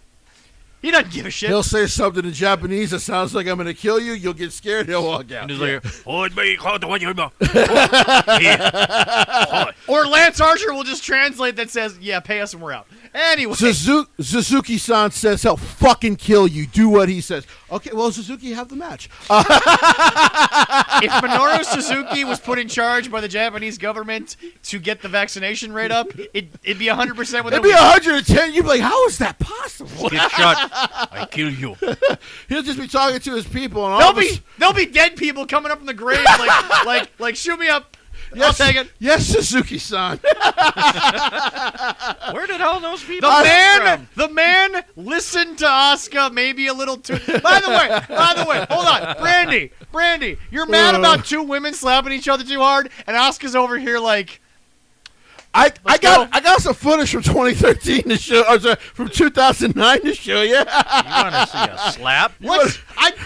Oh my God! I want to get cancel culture in a room. I want to show that video, and then I want to show where Asuka says no. I asked for that. I want to show him those 2 clips. But anyway, back to Rampage. So, to give Phil Brooks a lot of credit, working with Daniel Garcia in a great match, and putting him over, even though you win, good on you. Good on you, because you said you were going to try to do that, and you're trying to keep to your word. So, on that case, good on you. Yeah. The negative on Rampage, so Denise Salcedo, who I like a lot, Fightful Selects. Yeah. Really good reporter. I like her a lot. But you bitched about the 2 women matches for the Queen of the Ring tournament. Yeah. Fine, deserved it. Why did they only go like 2 minutes? Yeah. No fucking sense. Yep, 100%. I was quick. But then you have an up-and-comer Sky Blue, who's really good for her young age, even for being as green as she is. Yes. She's really good. Yeah. And you just let Jay take her the fuck out of the game in under a minute, as you were supposed to be putting over, because it wasn't booked as a squash match; it was booked as a one-on-one to get Sky Blue over. Yes. How do you get her over when she just takes an ass whooping? Yep. Makes no sense. That's a terrible thing. Yep. So as much as people want to complain about WWE's women's division, AEW, I think personally is much worse. Can we just be honest here? No one in professional wrestling, because it is still one of the oldest things that they're still trying to break through. They don't care about women's wrestling the way that people want them to overall. Yeah, probably. It's just that Charlotte, Becky, Sasha, and Bayley, holy shit, they push merch. Anyway. Yeah. And Becky became the modern day Stone Cold. There's no more debate on that. We're not even going to have that. She's excellent. But anyway, we're just going to go right into this, not to cut Jesse off of Rampage, but here's the deal. Queen of the Ring, which is actually, what's the official title of the tournament? That's what Queen of the Crown? Queen of the Crown. Yeah. Something like that. Yeah. All I know is this. Yes, I don't necessarily agree with how long the matches were, but here's the deal. It's I'm actually nervous. It's interesting. I'm nervous because they're finishing this in Saudi Arabia. Are they? Yeah. Okay. Just like they're having the SmackDown Women's Championship match in Saudi Arabia. Yeah. And we've known how they had the women dress in Saudi Arabia before. Yeah. Well, but WWE can't control that. That's the Saudi government. I would have if he doesn't want to see the matches, I would have saved them.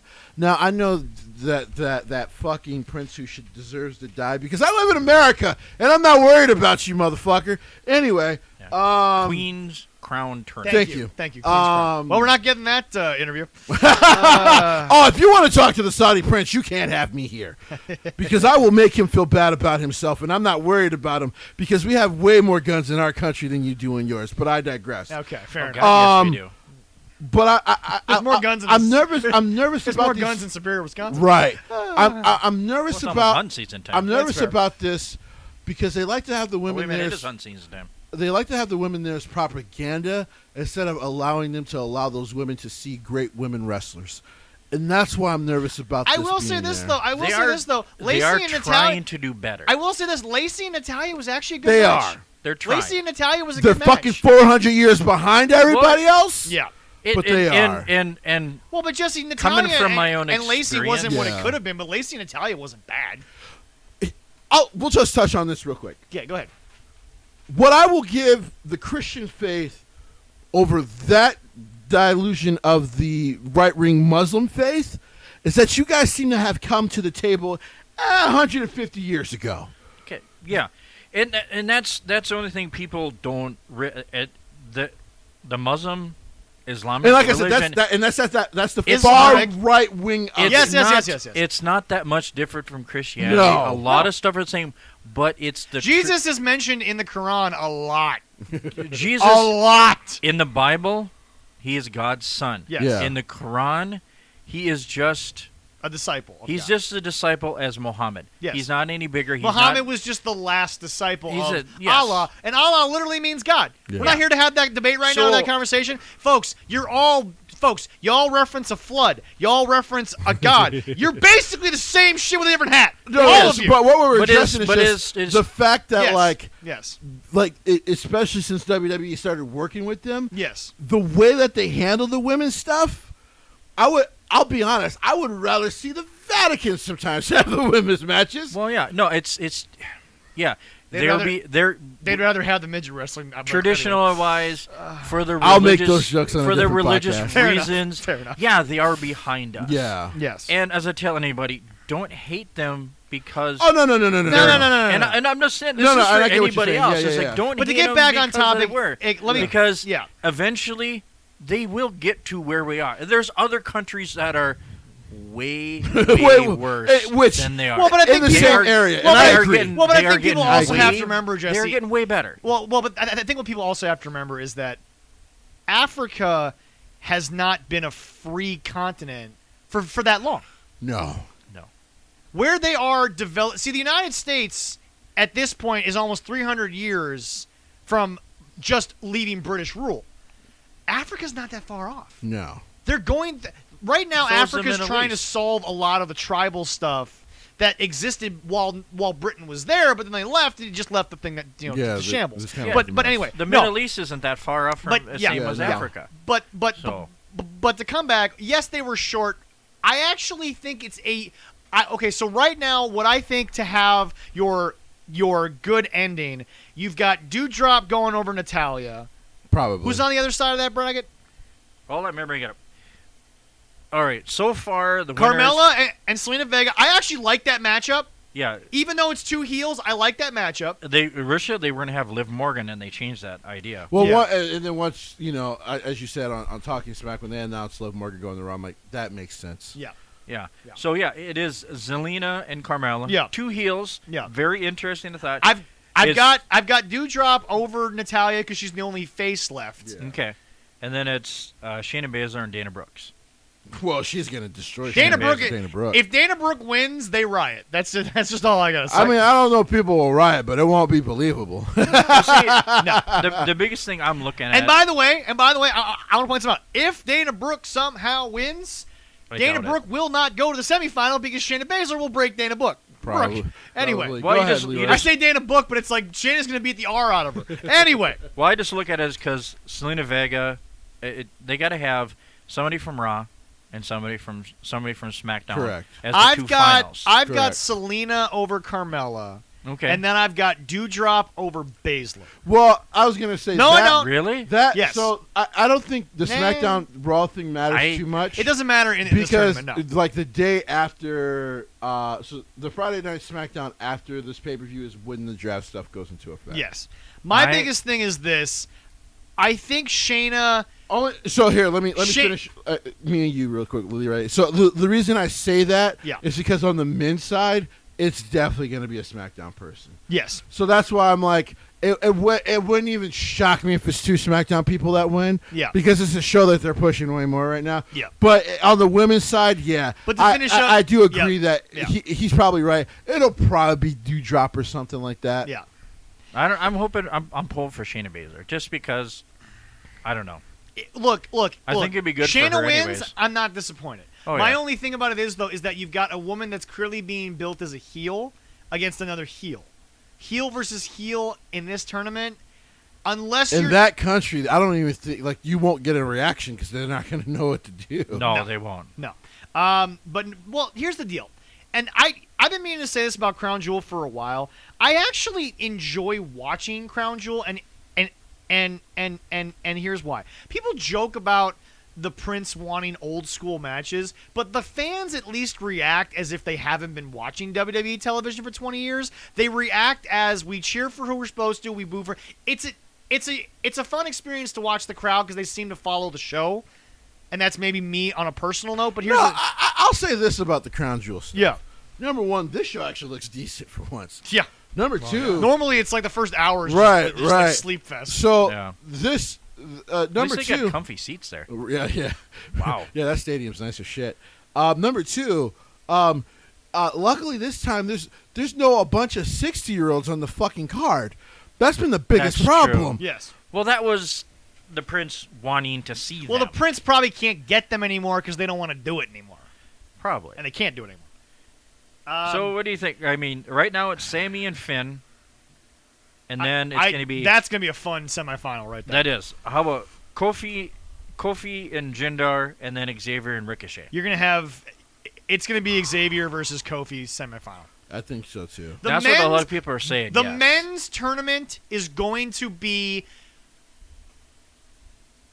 heel versus babyface. Heels are going to face heels. Faces are going to face faces to get to heel versus face. I fear for Xavier. He's going to lose to the Demon in Saudi Arabia.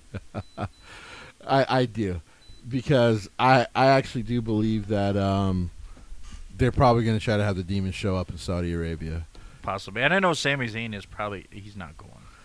Oh, no, he's not going to Saudi Arabia. No. He'll be losing next week. Oh, yes. Oh, yes. But it would be interesting to see the New Day go and then see who it... But, you know... Yep. I'd love to see Ricochet get a push. Yeah, no, yeah, You know, no. and stuff Yeah, like because, that. I mean, they did him no favors the last time they were in Saudi Arabia. Dear God. Took an ass whooping. So anyway, ladies and gentlemen, thank you very much for this week. We will get you guys next week. Next week, Jesse will finally, hopefully, be caught up on the G1 tournament. Just about. Next week, that. we are going to go over, yes, I know it's been 3 weeks now, but next week we're going to go over what was a great MLW pay-per-view. But Yes. my God, I got to watch it again. But ladies and gentlemen, a lot of stuff. We had a lot of fun. I think we got to go over more of the card, the Crown Jewel card, I think, will be more established it'll probably by be, next yeah, week. no, it'll probably be more established on Sunday. But once again, I want to thank everybody. Jesse, thank you. Leroy, thank you. It was a lot of fun. We had a lot of interesting stuff to talk about. And like I said, folks, you can find us on Podomatic.com. You can find us on iTunes. You can find us on iHeartRadio. You can find us just about anywhere that you can find a podcast, which is There fun, we go. fun to Yes. say. So anyway, thank you all very much, and we will see you guys next week. Bye-bye.